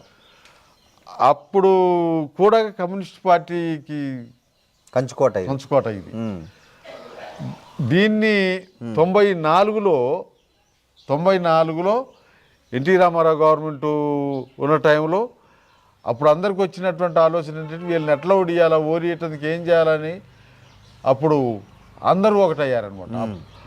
94కి సంబంధించి Telugu Desam party, Congress party, CPI, CPM, BJP వీళ్ళందరూ ఒకటయ్యి సిపిఐ అభ్యర్థిగా ఉన్నటువంటి వీకబ్బాయిని గెలిపేయడం జరిగింది. వాళ్ళందరూ కలిస్తే మమ్మల్ని ఓడేటందుకు ఒక 4,000 మెజార్టీ తోటి గెలిచారు. ఓకే. ఏదైతే అప్పుడు అట్లా అయింది. ఆ తర్వాత చౌదరి ఏం కుట్ర చేశారు మీ దీనికి? ఏం లేదు, ఈ వాస్తవంగా గుండాల ఈ సింగరేణి మండలం ఇల్లెందుకు ఉండాలి, ఇల్లెందు కాన్స్టిట్యున్సీకి ఉండాలి. ఆ కాంపెల్లి వైరాకు ఉంటుందా, ఖమ్మంకు ఉంటుందా, ఉండాలి. అటువంటి దాన్ని తీసుకొచ్చాము ఇక్కడ పెట్టి. కానీ ఆమె ఖమ్మం లోక్సభ, ఇదేమో మహబూబాబాద్ లోక్సభకు వస్తుంది కదా. వాళ్ళు అట్ట చూడలే ఈడ. కానీ ఈ కాన్స్టిట్యున్సీని ఏం చేయాలనేది. Okay okay okay. ఈ కాన్స్టిట్యున్సీని ఏం చేయాలి, ఈ కాన్స్టిట్యున్సీలో మా ప్రభావం, మా నేపథ్యం లేకుండా చేయాలి. ఓకే. అది సంబంధించినటువంటిది. అది ఒక పొలిటికల్ కుట్ర అన్నమాట. దీని మీద మీరేమి నిరసన వ్యక్తం చేయడం కానీ రిప్రజెంటేషన్? మేము రిప్రజెంట్ చేసాము. సెంట్రల్ గవర్నమెంట్ డీలిమిటేషన్ కమిటీ ఉంది. ఆ కమిటీకి కూడా ఇది ఎట్లుండాలి, ఏం చేయాలని మేము ఈ కాన్స్టిట్యున్సీ వరకే కాకుండా జిల్లాలో ఈ డీలిమిటేషన్లో ఎన్ని నియోజకవర్గాలు కావాలి, ఆ నియోజకవర్గాలు ఎట్లా ఉండాలి అనేటువంటి మ్యాప్ తయారు చేసి తీసుకుపోయి ఇచ్చాం. అందరు కూడా బాగుంది బాగుంది అని అన్నారు కానీ ఇంప్లిమెంట్ చేయలేదు. అదేలే. దాన్ని అమల్లోకి తీసుకొచ్చేటప్పటికి జరిగిపోయేదేదో జరిగిపోయింది. ఒకప్పుడు ఖమ్మం జిల్లా కమ్యూనిస్టుల కిల్లా. అవును. తర్వాత కాంగ్రెస్ కిల్లాగా మారింది. ఎందుకు? అది కాంగ్రెస్ పార్టీ కిల్లాగా మారటానికి కారణం కమ్యూనిస్ట్ పార్టీల వైఫల్యం, కమ్యూనిస్ట్ పార్టీల వైఫల్యం. అంటే ఎలాంటి వైఫల్యం అంటారు? ఒకనాడు నాయకులేమో భూస్వాముల దగ్గర భూములు ప్రజలకు పంచి వాళ్ళ కుటుంబాల దగ్గర ఉన్నటువంటి భూముల్ని కూడా ప్రజలకి పంచారు. భీమిరెడ్డి నరసింహారెడ్డి కానీ, మంచికంటి కిషన్ రావు కానీ, వీళ్ళందరూ ఇటువంటి వాళ్ళు కూడా. అటువంటి కమ్యూనిస్ట్ నాయకులు. సిద్ధాంతం, అటువంటి స్వభావం మారి ఇప్పుడు యాడుందా ఏముందా దాన్ని ఎట్టగా చేయాలన్నా అనే నాయకులు వచ్చారు. ఉదాహరణకు అందుకని ఇలా కమ్యూనిస్టు కోటగా ఉన్న ఖమ్మం జిల్లా కాంగ్రెస్ కోటగా మారటానికి కారణం. ప్రధానంగా తప్పు పట్టాల్సి వస్తే ఏ నాయకుడిని తప్పులు పడతారు మీరు? ఇక్కడ నాయకులు అనే విషయానికి వస్తే జనరల్గా ఈ నాయకుడు ఆ నాయకుడు అనేది కాకుండా పార్టీలోనే అటువంటి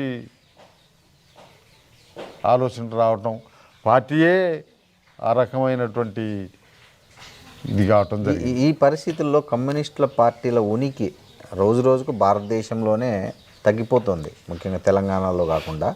సో భవిష్యత్తులో కమ్యూనిస్టు పార్టీలు బలపడే అవకాశం ఉందా, లేదా ఉన్నది కొద్ది ప్రభావాన్ని కూడా కోల్పోయే అవకాశం ఉందా?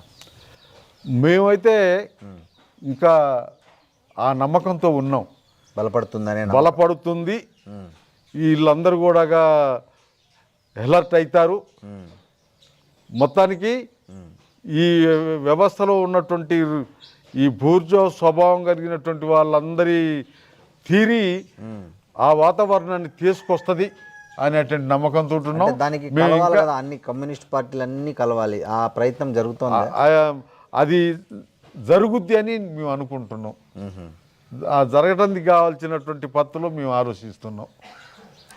సార్, ఈ మధ్య కాలంలో మావోయిస్టుల పైన కేంద్ర ప్రభుత్వం ఎలా కత్తి కట్టిందో చూసాం. ఎంతమంది అడవుల్లో అకాల మరణాలు చెందారో చూసాము.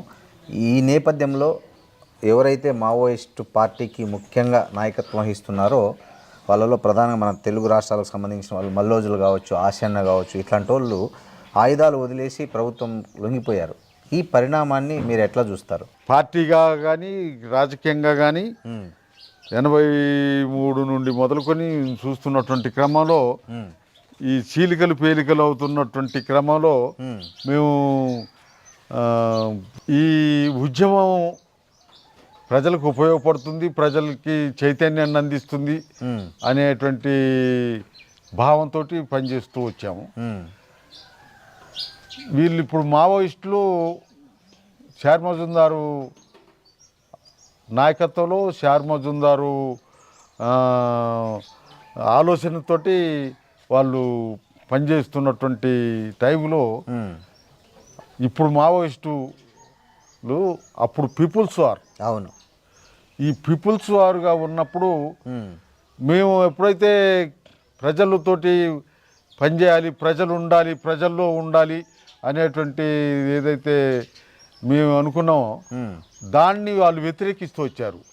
వీళ్ళు రివిజనిజంలో కొట్టకపోతున్నారు, రివిజనిస్ట్ ఆలోచనలు అయ్యి ఈ రకమైనటువంటి పద్ధతుల్లో పనిచేస్తే ప్రజలు ఉద్యమంలోకి రారు, ప్రజలు ఉద్యమం వైపు చూడరు అనేటువంటి పద్ధతుల్లో వీళ్ళు లేకుండా అసలు ఒక పక్క గవర్నమెంట్ ప్రభుత్వాలు పాలకులే వీళ్ళు లేకుండా చేయాలనేటువంటిది ఉంటే వీళ్ళు ఈ మావోయిస్టులు ఈ రివిజనిజం ఆలోచనలో పోతున్నటువంటి వీళ్ళని లేకుండా చేయాలనే పద్ధతిలో మా ముఖ్యమైనటువంటి నాయకుల్ని హత్యలు చేశారు.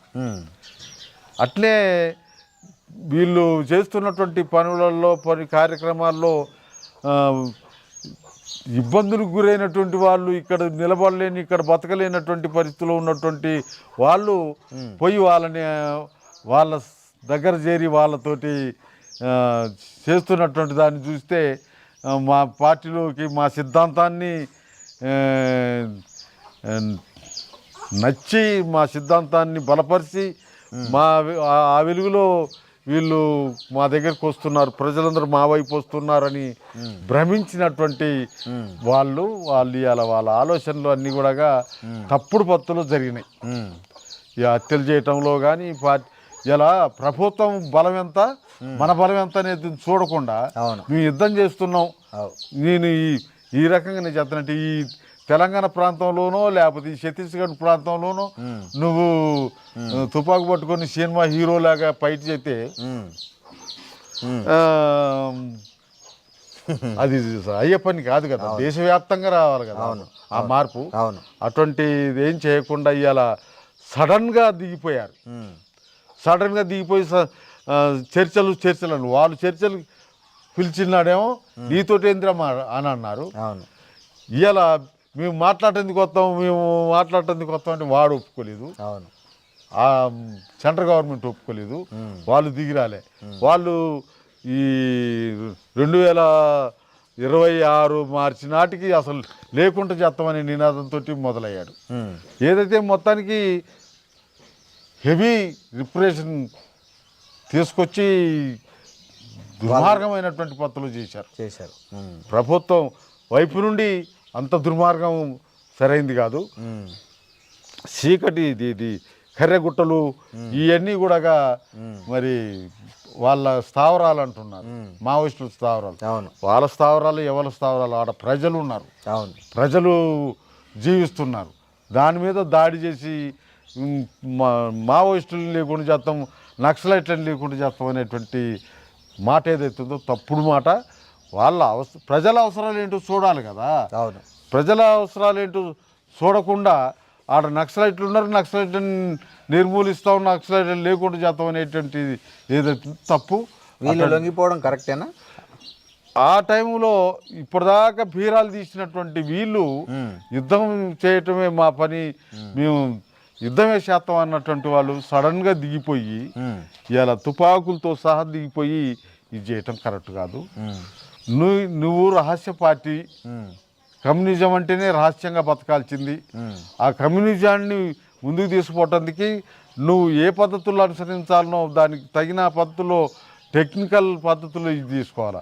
ఇలా టెక్నిజం పెరిగి నువ్వు ఏడున్నో చూస్తాడు, వాడు ఢిల్లీలో ఉండి నువ్వు ఏడున్నో చూస్తాడు. అటువంటి టెక్నిజం పెరిగిన తర్వాత నువ్వు దాన్ని ఎట్లా అధిగమించాలనో లేకుండా సప్పున దిగిపోయి తుపాకులతోటి ఇదయ్యావు. ఒకవేళ తుపాకులు ఇస్తే ఇచ్చినావు, కానీ నిన్ని చంపటం కోసం ప్రకటించినటువంటి ఇది ఏదైతుందో సాయం, ఒకవేళ పోలీసులే ఎన్కౌంటర్ చేస్తే ఆ 6 కోట్ల రూపాయలు పోలీసులకి ఇచ్చేటి. అవును. ఇవాళ నీకు ఇచ్చారు, నువ్వు లొంగిపోయినావు కాబట్టి, నువ్వు చేతులు ఎత్తేసినావు కాబట్టి నీకు ఇచ్చారు. నువ్వు అవి తీసుకోవటం తప్పు.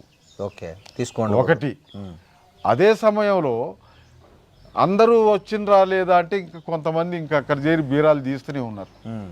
వాళ్ళు బీరాలు తీయటం కరెక్ట్ కాదు, ఈయన లొంగిపోవటం కరెక్ట్ కాదు. ఏదన్నా ఉంటే ప్రజల నుండి ఆ వాతావరణాన్ని తీసుకురావాలి, ప్రజల నుండి ప్రభుత్వం మాట్లాడే వాతావరణం తీసుకురావాలి. అటువంటిది కాకుండా సప్పున ఇదో పాము నెత్తిన తెల్ల ఉసిరి పెడితే ఇదైనట్టుగా ఇదైంది. తప్పు, వాళ్ళది తప్పు. వీడు దుర్మార్గమైనటువంటి పద్ధతుల్లో ఎమర్జెన్సీ లాంటి వాతావరణాన్ని తీసుకొచ్చాడు. ఎమర్జెన్సీ నాడు ఇందిరాగాంధీ అన్నది కమ్యూనిస్టులు లేకుండా చేస్తా అని, ఇప్పుడు నేను నక్సలైట్ లేకుండా చేస్తాను అంటాడు. ఆమె కలలుగా అన్నది ఆ కమ్యూనిస్టులు చెడిపోయో బాగుపడో మొత్తానికి బతికున్నారు. ఇప్పుడు కూడా ఆ పద్ధతిలోనే నక్సలైట్ బతికుంటుంది. వ్యవస్థలో మార్పు కావాల్సినటువంటి పద్ధతుల్లో దాన్ని ముందుకు తీసుకుపోతాం. ఓకే, ఆ నమ్మకంతో మేము పనిచేస్తున్నాం.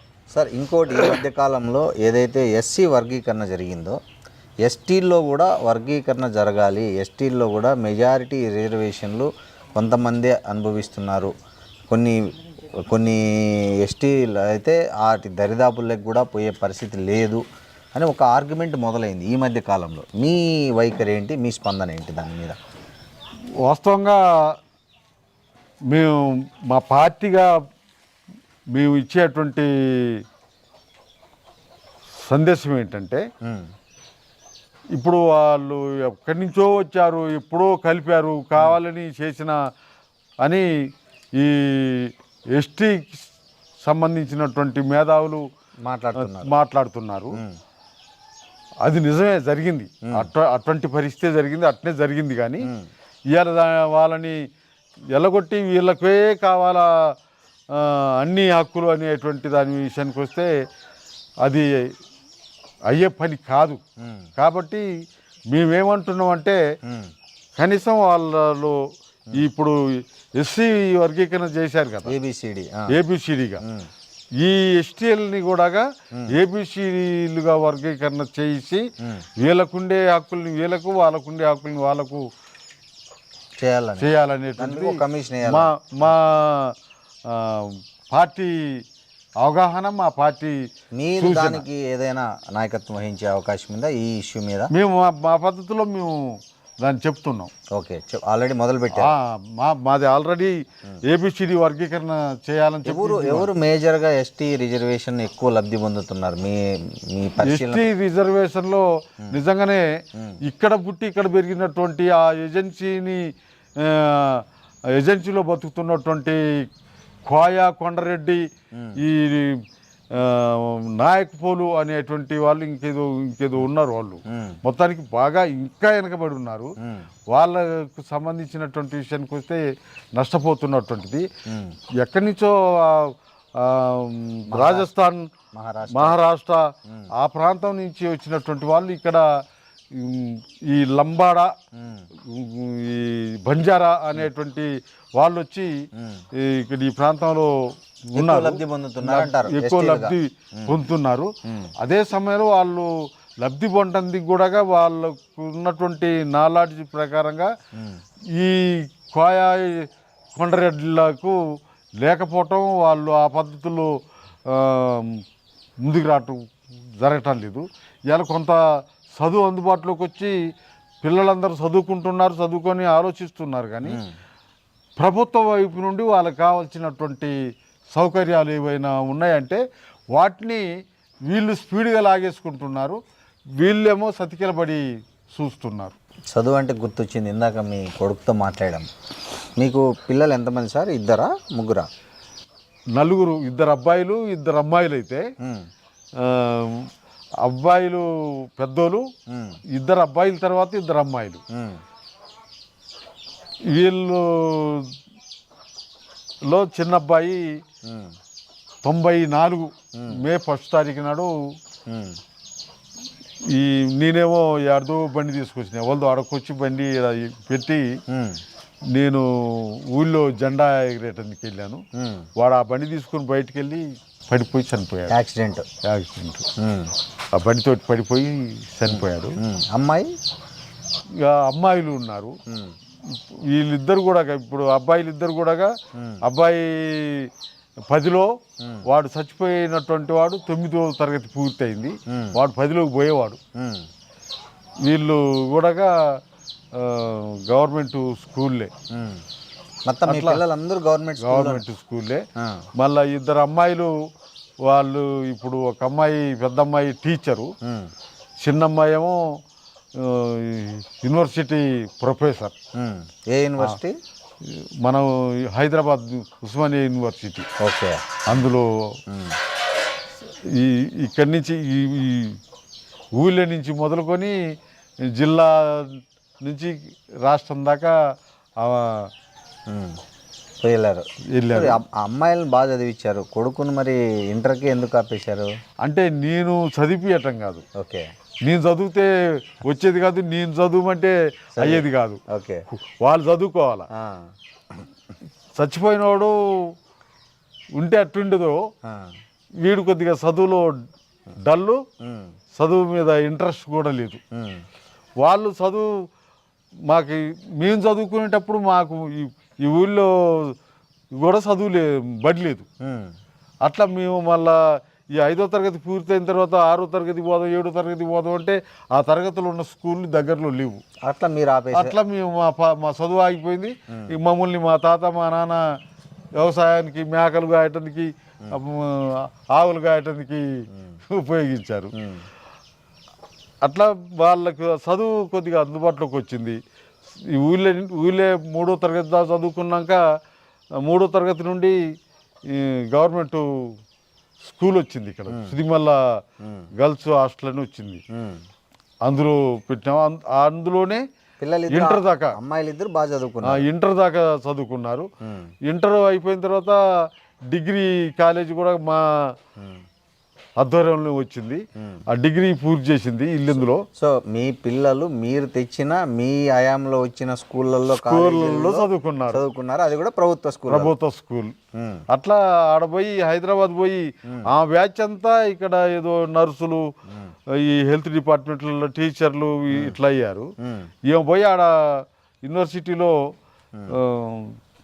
లా సీట్ తీసుకుంది, లా పూర్తి చేసి. మీరు గైడ్ చేశారా, అది వాళ్ళ సొంత ఆలోచన? నేను గైడ్ చేయడానికి ఏం లేదు, వాళ్ళు చదువుకోవటానికి పోతుండ్రు, చదువు అందుబాటులో ఉంది, వాళ్ళు దాన్ని వినియోగించుకున్నారు. పోయి లా తీసుకోవాలా లేకపోతే ఇట్లా అట్లేం లేదు, అటువంటిది అంతే కానీ మీ భార్య కానీ అటువంటిది ఏమీ లేదు. ఇప్పుడు తల్లిదండ్రులు కొంతమంది అనుకుంటారు ఇది కావాలా చేయాలంటారు, కానీ మేము అటువంటిది ఏం లేకుండా ఆమె పోయి లా తీసుకుంది. లా తర్వాత ఏం చేస్తావు ఏంటిది అనే దానికి వస్తే, నేను అప్పుడు ఎమ్మెల్యేగా ఉన్నా నా క్వార్టర్స్కి వచ్చి నా క్వార్టర్స్లో ఉండి చదువుకుంది. లా అయిన తర్వాత LLM తీసుకుంది. LLM అయిన తర్వాత PhD తీసుకుంది. PhD పూర్తయింది, తనకు ఉద్యోగం ప్రొఫెసర్ జాబ్ వచ్చేసింది. సో పెళ్ళిళ్ళు అయిపోయాయి అందరివి? పెద్ద అమ్మాయికి పెళ్ళి అయింది, ఆమెకు 2 పిల్లలు, అబ్బాయి అమ్మాయి. అల్లుడు ఏం చేస్తారు? ఆయన వ్యవసాయమే, ఆమె టీచర్. పెద్ద అమ్మాయి టీచర్. మీరు చూసిన సంబంధమా, వాళ్ళు సెలెక్ట్ చేసుకున్నారు? వాళ్ళు సెలెక్ట్ చేసుకున్నారు, మీరేం కాదు. ఇప్పుడు పెద్ద అబ్బాయి ఉన్నాడు, పెద్ద అబ్బాయికి మేము చూసి మా పార్టీ నాయకుడు అమ్మాయిని చేశాం.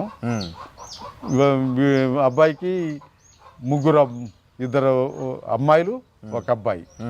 ఇప్పుడు ఆ అమ్మాయిలు, 1 అమ్మాయి లా పూర్తి చేసింది, LLM చేయటానికి ప్లాన్ చేస్తుంది. చిన్న అమ్మాయి ఏమో సైకాలజీ సైకాలజీ చేస్తుంది, అనంతపురంలో యూనివర్సిటీలో. SK యూనివర్సిటీలోనా? ఏం అంత దూరం వెళ్ళారు? సీట్ ఆడొచ్చింది. గవర్నమెంట్ ఫ్రీ సీట్ కదా, మనం డబ్బులు పెట్టి తీసుకునేది కాదు కదా, అట్లా సీట్ ఆడొచ్చింది, అక్కడ పోయి చేస్తుంది. ఇది లాస్ట్ ఇయర్ అయిపోద్ది. తర్వాత ఆమె పెళ్ళి. మనవరాళ్ళ పరిస్థితి? వాళ్ళే మనవరాళ్ళు. ఓకే. ఇప్పుడు ఓకే, మీ అబ్బాయి వాళ్ళ పిల్లలు. Okay okay okay. ఇప్పుడు వాళ్ళ అబ్బాయి డిగ్రీ, ఇప్పుడు మన మనుగూరు దగ్గర డిగ్రీ కాలేజ్ ఉంది, గవర్నమెంట్ కాలేజ్, అక్కడ చదువుతారు. సార్ మీ అమ్మాయి, పెద్ద అమ్మాయికి సంబంధించి అబ్బాయి ఏమో 10వ తరగతి, అమ్మాయి ఏమో ఇంటరు సెకండ్ ఇయర్ నడుస్తుంది. చూస్తుంటే ఒక మామూలు ఆర్డినరీ ఫ్యామిలీ, అంటే ఒక స్కూల్లో ఒక 4th క్లాస్ ఎంప్లాయీ ఫ్యామిలీ అంటే అంత అతి సాధారణ జీవితం గడుపుతున్నారు. ఇవాళ రేపు ఆడవాళ్ళు ఎట్లున్నారంటే, నాకు అది కావాలి, బంగారు కావాలి, లేకపోతే చీరలు కావాలి, ఇన్ని నగలు కావాలి, ఆ వస్తువులు కావాలి, ఇంట్లోకి మిక్సీ కావాలి, గ్రైండర్ కావాలి, ఇవన్నీ అడుగుతారు కదా.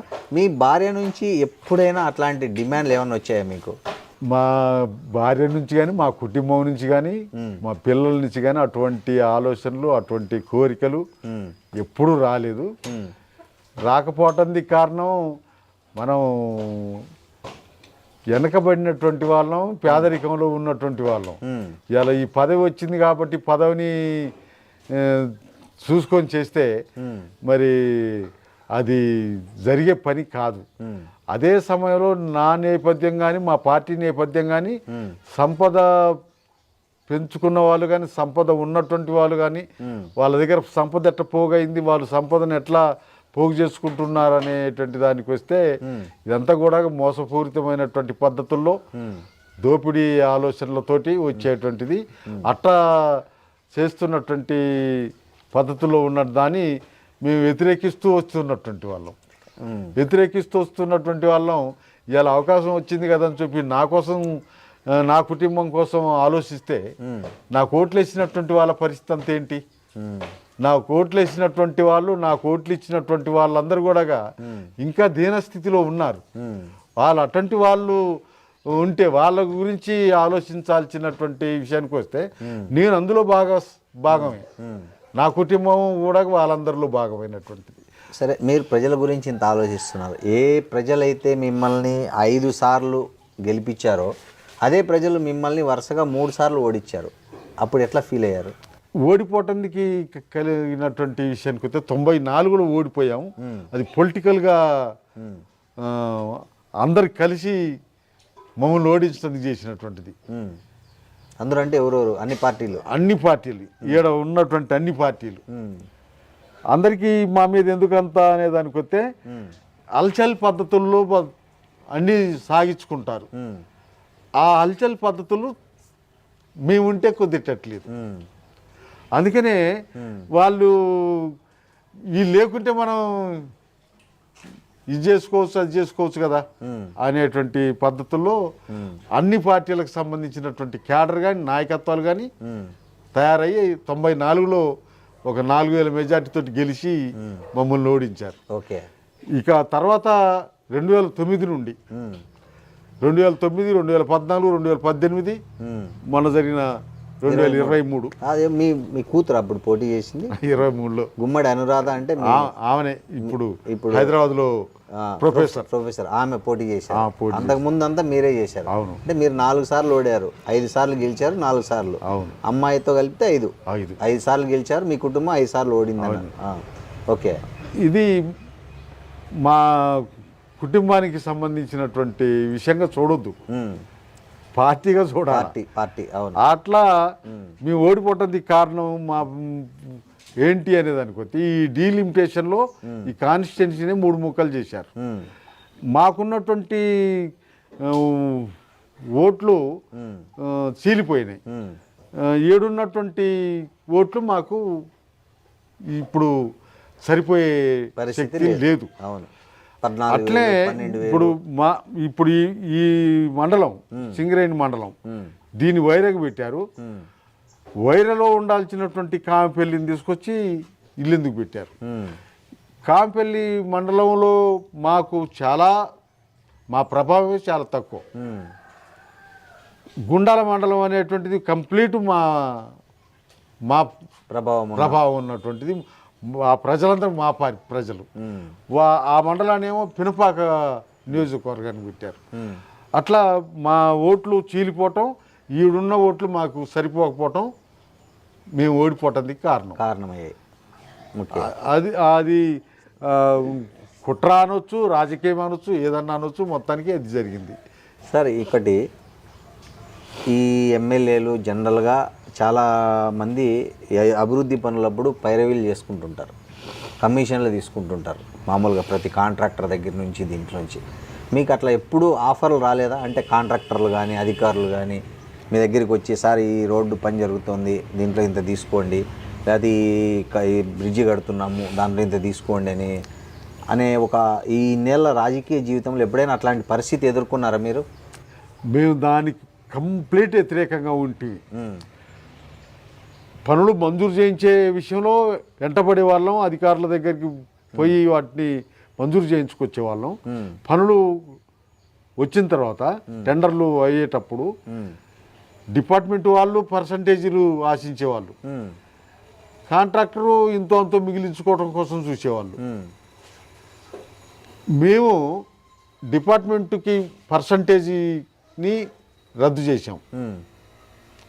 మీ హయాంలో తీసుకోవద్దని చెప్పాం. సూపర్. కాంట్రాక్టర్కి చెప్పేవాళ్ళం ఇవ్వద్దు అని, అధికారులకు చెప్పేవాళ్ళం తీసుకోవద్దని.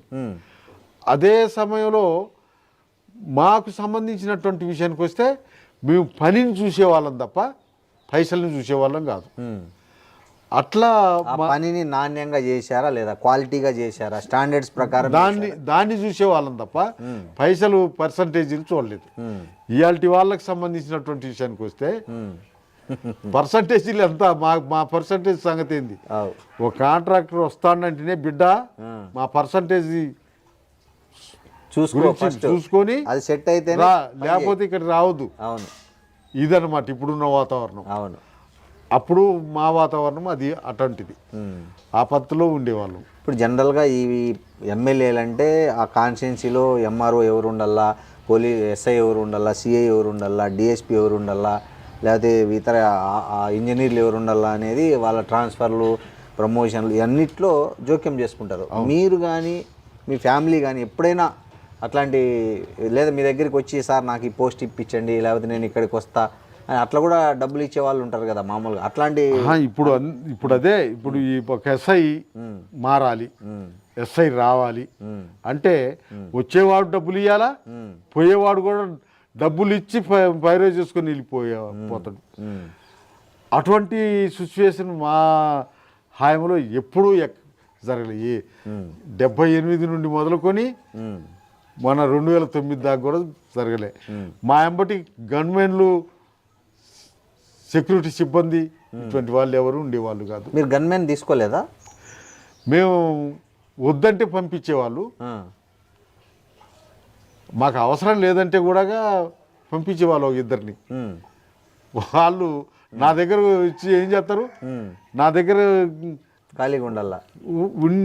ఇప్పుడు మీతో ఎట్లా ట్రావెల్ చేసేవాళ్ళు? కారు ఉండేది కాదు, వాళ్ళు మీతో పాటు ఎట్లా వచ్చేవాళ్ళు? అందుకని వాళ్ళు నేను నడిచిపోయిన కాడికి వాళ్ళు నడిచి రావాలా, నేను బస్సు ఎక్కితే వాళ్ళు బస్సు ఎక్కాల. ఈ పద్ధతిలో జరిగేది. ఒకటి నా దగ్గరికి వచ్చినటువంటి వాళ్ళు దర్జాగా రెస్ట్ తీసుకునేవాళ్ళు, ఇంటి పనులు చూసుకునేవాళ్ళు, నా దగ్గరికి పోటీ పడి దరఖాస్తులు పెట్టుకునేవాళ్ళు. అంటే పని ఉండదు కాబట్టి రావాలని. నేనేమో వద్దని చెప్పేవాని, గవర్నమెంట్ ఏమో పంపిస్తుండేది, వాళ్ళు రావటానికి పైరలు చేసుకునేటోళ్ళు. ఎందుకు అంటే మీ దగ్గర ఏం లాభం ఉండదు కదా, పని ఏమి ఉండదు కదా. ఓహో, నా ఎంబడి తిరిగే అవసరం లేదు కదా, పోయి ఇంటికాడ కూర్చోవచ్చు కదా, ఇంటి పని చూసుకోవచ్చు కదా. ఇది వాళ్ళ అట్లా ఇదే. ఇది ఇప్పుడున్న ఎమ్మెల్యేలకి జీబులు వేసుకొని, కార్లు వేసుకొని వెనక ముంగట పోతున్నారు సెక్యూరిటీ.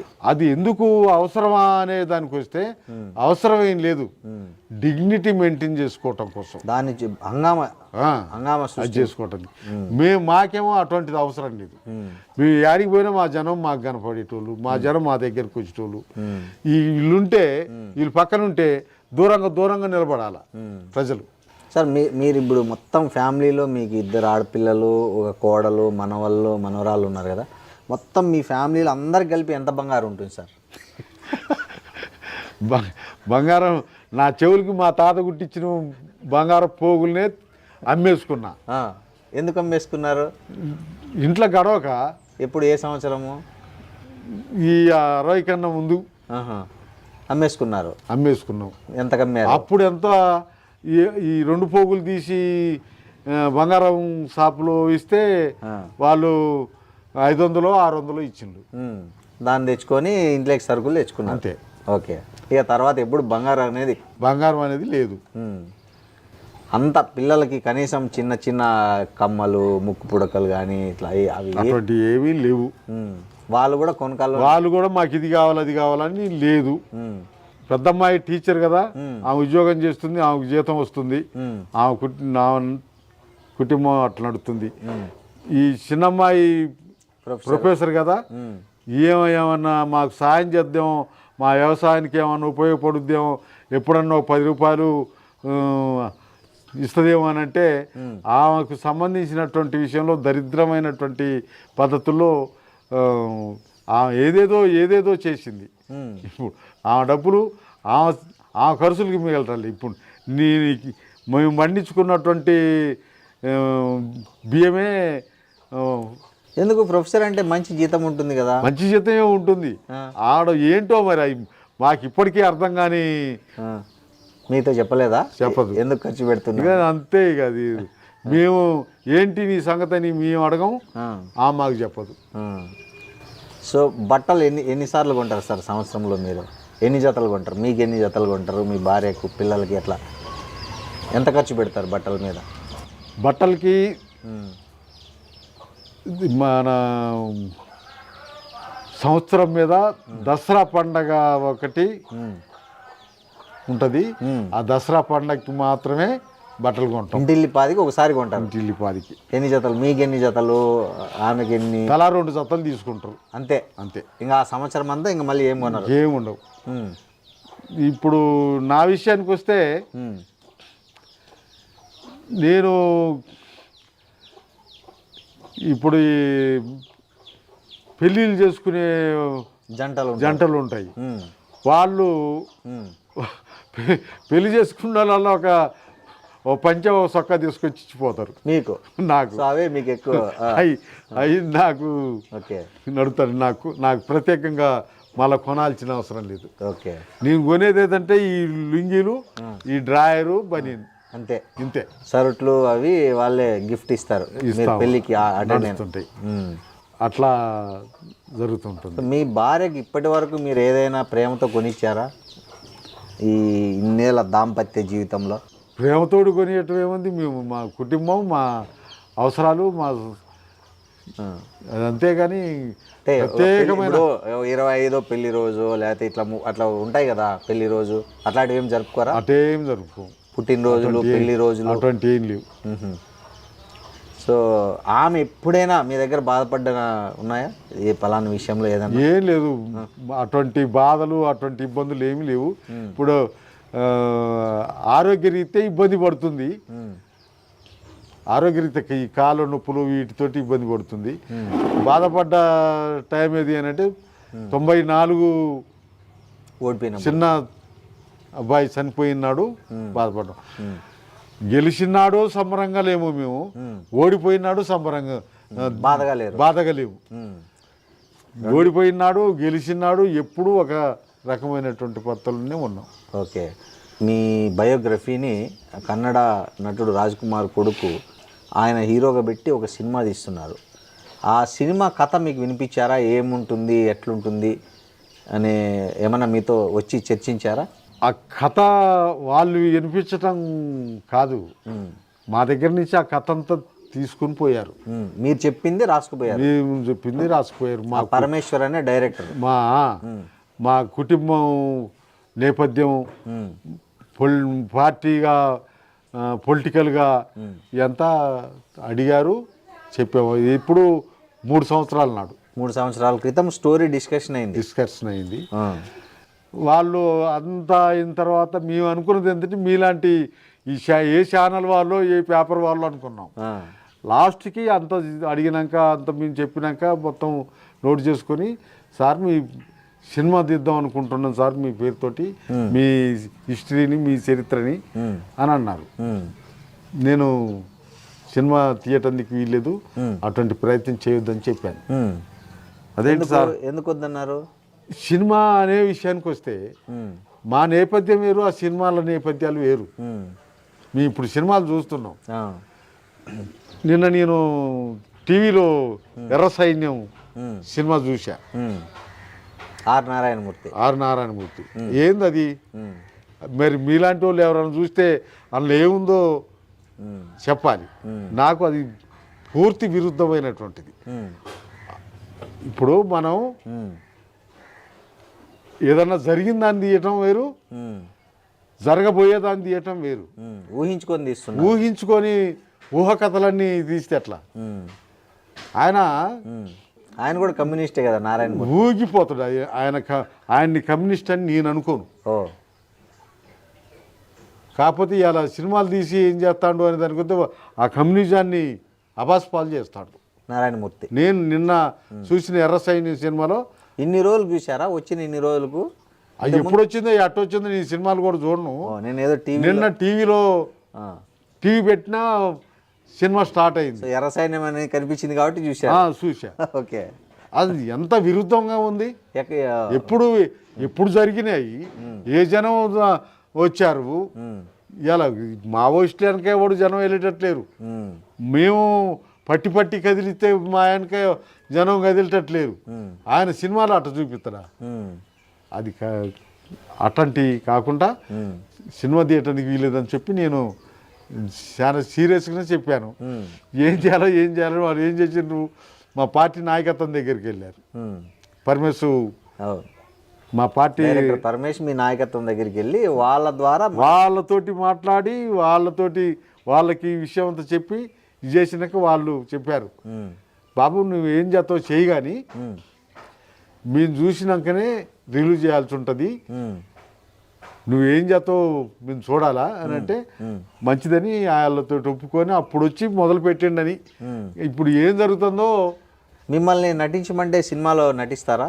దానికి వ్యతిరేకమైనటువంటి వాళ్ళ మేము దాంట్లో ఎట్లా నటిస్తామండి. అవునా? ఏదో ఒక సీన్లోనో మన జీవితానికి అది పనికిరాదు.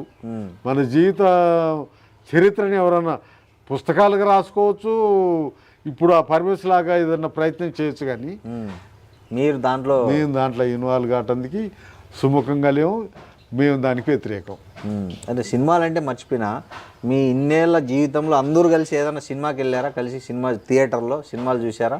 అటువంటి ప్రయత్నం చేయలేదు ఇప్పటి వరకు. మా పిల్లలు ఏమన్నా ఎప్పుడన్నా పోయి చూస్తాను, కానీ మీరు ఎప్పుడు ఇప్పటి వరకు సినిమా థియేటర్ మొహం చూడలే? లేదు. ఎందుకు? ఒకసారి మా పార్టీ సినిమా చైనాకు సంబంధించిన సినిమా తీసుకొచ్చి ఫ్రీగా అందరికి చూపించారు, జనమంతా చూశారు. అట్లా 2 సార్లు ఏమో ఇల్లెందులో, ఒకసారి ఖమ్మంలో. అంతే తప్ప చైనా సినిమా సంబంధించిన అవునులే, అది కూడా కమ్యూనిస్టు అది చూపించారు. మా పార్టీ అది తీసుకొచ్చి చూపించారు. మీ భార్య ఎప్పుడు అడగలేదా సినిమాకి తీసుకెళ్ళు లేదా? అప్పుడంతా ఆమెకి ఎప్పుడు ఇల్లు ఇంటి పని ఇదే సరిపోతుంది. ఆ సినిమా చూద్దాం అనే ఆలోచన ఆమెకు రావటం కానీ, సినిమాకి తీసుకుపోదాం అనే ఆలోచన నాకు రావటం కానీ ఎప్పుడు లేదు. ఓకే, సరే. మీరు ఈ ఇంటి పని అంతా మీ భార్య చేసుకుంటారా మొత్తం? అంత మా భార్య, మా కోడలు, వాళ్ళిద్దరు కలిసి చేసుకుంటారు. ఇప్పుడు కోడలు వచ్చింది కాబట్టి కోడలు చూసుకుంటుంది. అంతకన్నా ముందుగానే ఆమె కదా. ఇంటి పనే కాదు, వ్యవసాయం పని అంతా కూడా. సరే, ఈ ఇన్నేళ్ళ మీ విప్లవ జీవితం నుంచి మామూలు ప్రజాపంతాలో అంటే రాజకీయాల్లో ఉన్నారు కదా, ఎప్పుడైనా మీరు తుపాకీ పట్టుకున్నారా? తుపాకీ పట్టుకొని తుపాకీని కాల్చే పరిస్థితి ఎప్పుడైనా వచ్చిందా మీకు? నాకు ఈ మా పార్టీకి తుపాకులు ఉన్నాయి. మా పార్టీ తుపాకుల పార్టీ కానీ తుపాకు పట్టే అవకాశం కానీ, తుపాకు ముట్టే అవకాశం కానీ, తుపాకు దగ్గరికి పోయే అవకాశం కానీ నాకు రాలేదు. నన్ను ఎప్పుడు నా పార్టీ ఆ వైపు నడిపించలేదు.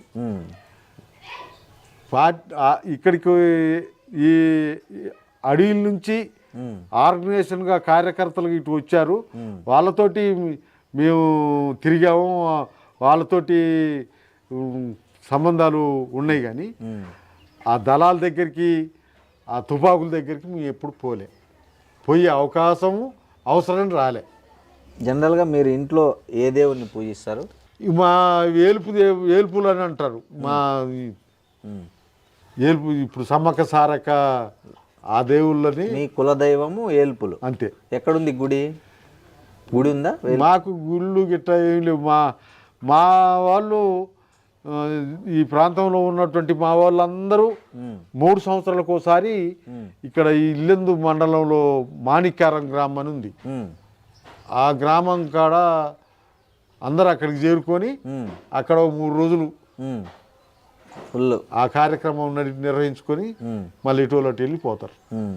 అట్లే ఈ సమ్మక్క సారక్క దగ్గరికి నేను ఎప్పుడు జాతర టైంలో పోలేదు, కానీ జాతర లేని టైంలో మా ఆర్గనైజేషన్ పర్పస్లో అక్కడికి 2-3 సార్లు పోయి వచ్చా.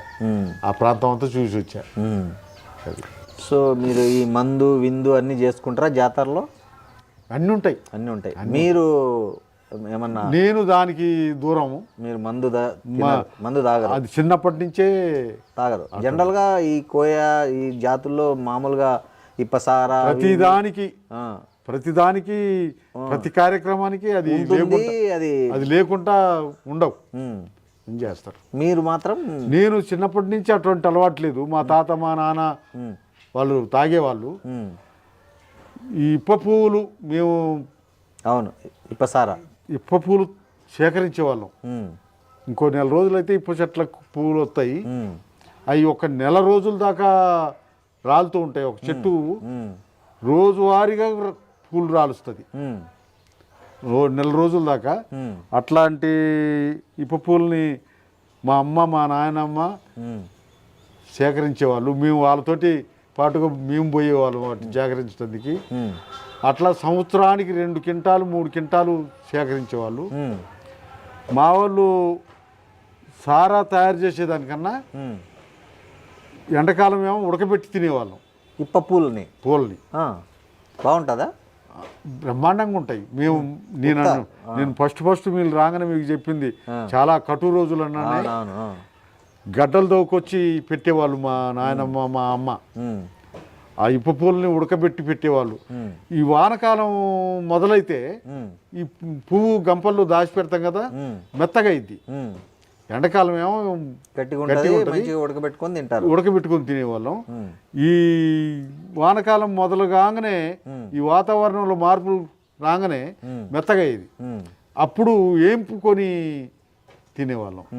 ఏంపుకొని మన జొన్నలు, మొక్కజొన్నలు, నువ్వులు వీటిని ఏంపి పిండి కొట్టుకుని ఈ ఇప్పపూలు, ఏంపిన ఇప్పపూలని ఈ పిండిని కలిపి కొడితే మనం ఇప్పుడు లేవిడీలు చూస్తున్నామా, లేవిడీలు లాగా తయారయ్యేది.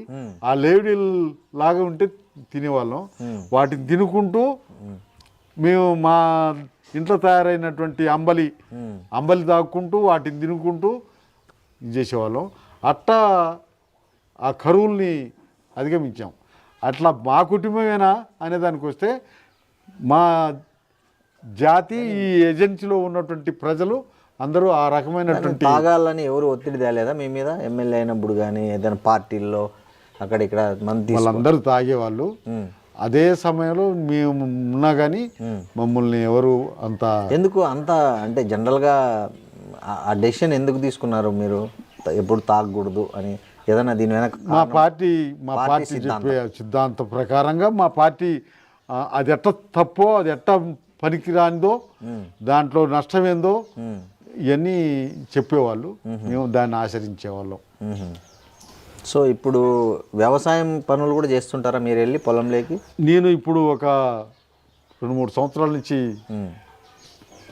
ఆ పనిలోకి పోతలేను, కానీ మాకున్నదే కొద్దిగా. అవును, 2 ఎకరాలేమో వారసత్వంగా వచ్చింది, ఒక 4 ఎకరాలేమో పోడు. ఇప్పుడు ఆ పోడు దాంట్లో కూడా ఈ మొక్కజొన్న, పత్తి వేస్తారు. మా అబ్బాయి అవన్నీ చూస్తాడు. ఎమ్మెల్యేగా ఆర్టీసీ బస్సులు ఎక్కిపోతారు. ఏదన్నా హెల్త్ ప్రాబ్లం ఉండి చూపించుకోవాలంటే మామూలు వ్యక్తిలాగా వెళ్ళి క్యూలో నిలబడి చేయించుకుంటారు. ఎందుకు మీకు అక్కడ కనీసం నేను ఒక ఎక్స్ఎమ్మెల్యే అని చెప్పడానికి ఎందుకు మీకు అంటే చెప్పాలని ఎందుకు అనిపించదు? చెప్పటానికి తప్పేం కాదు, దాని ఇదేం కాదు. కానీ ఇప్పుడు మా బంధువు ఎమ్మెల్యే, మా తాత ఇది, మా ముత్తాతది, లేకపోతే మా చిన్నాయనకు అల్లుడు, అట్లా చెప్పుకుంటారు కదా.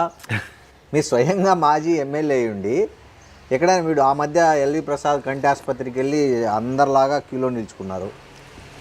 అట్లా ఆర్టీసీ బస్సు ఎక్కుతారు, ఆడ జిహెచ్ఎంసీ దగ్గర వచ్చే 5 రూపాయల భోజనం తింటారు. ఎందుకు అంటే మీ ఇంత సింప్లిసిటీ అనేది ఎట్లా వచ్చింది మీకు? అది నేను పెద్ద విచిత్రం అని అనుకోవటం లేదు. ఇప్పుడు హాస్పిటల్ కాడ పోయాను, ఆ డాక్టర్ దగ్గరికి నేను ఫలానా అని పోవచ్చు.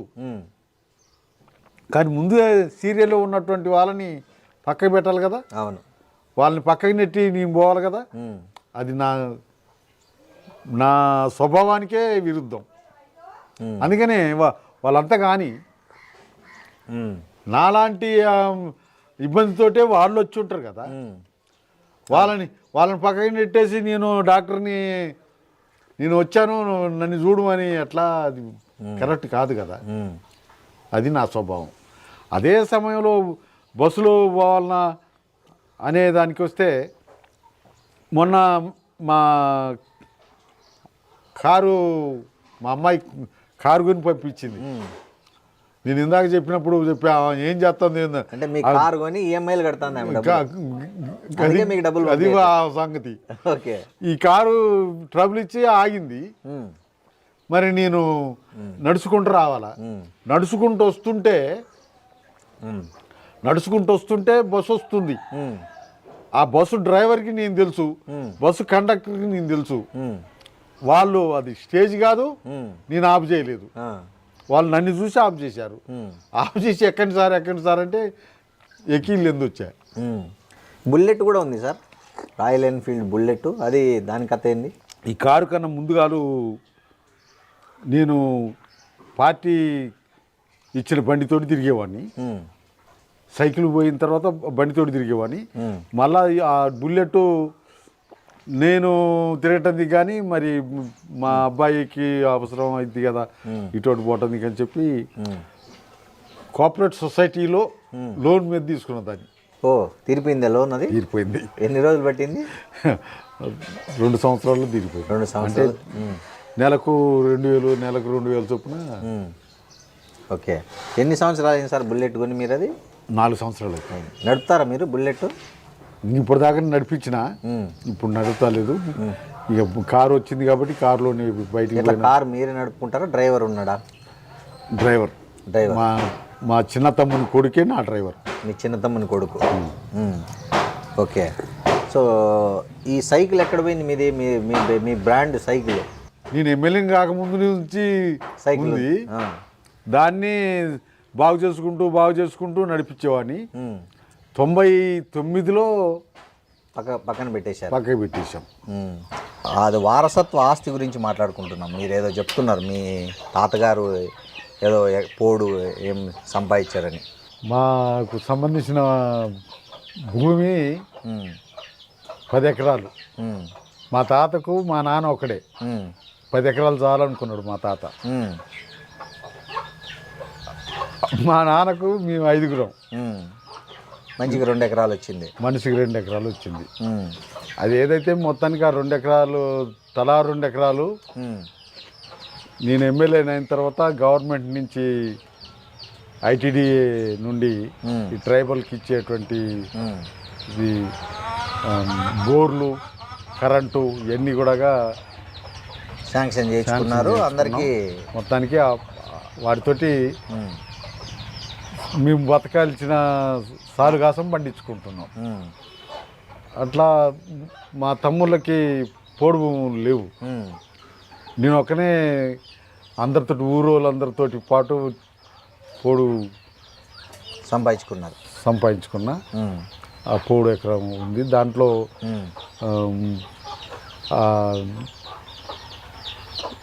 ఐటీడీ నుంచే పసిడి వనం స్కీమ్ అని మామిడి చెట్లు ఇచ్చారు.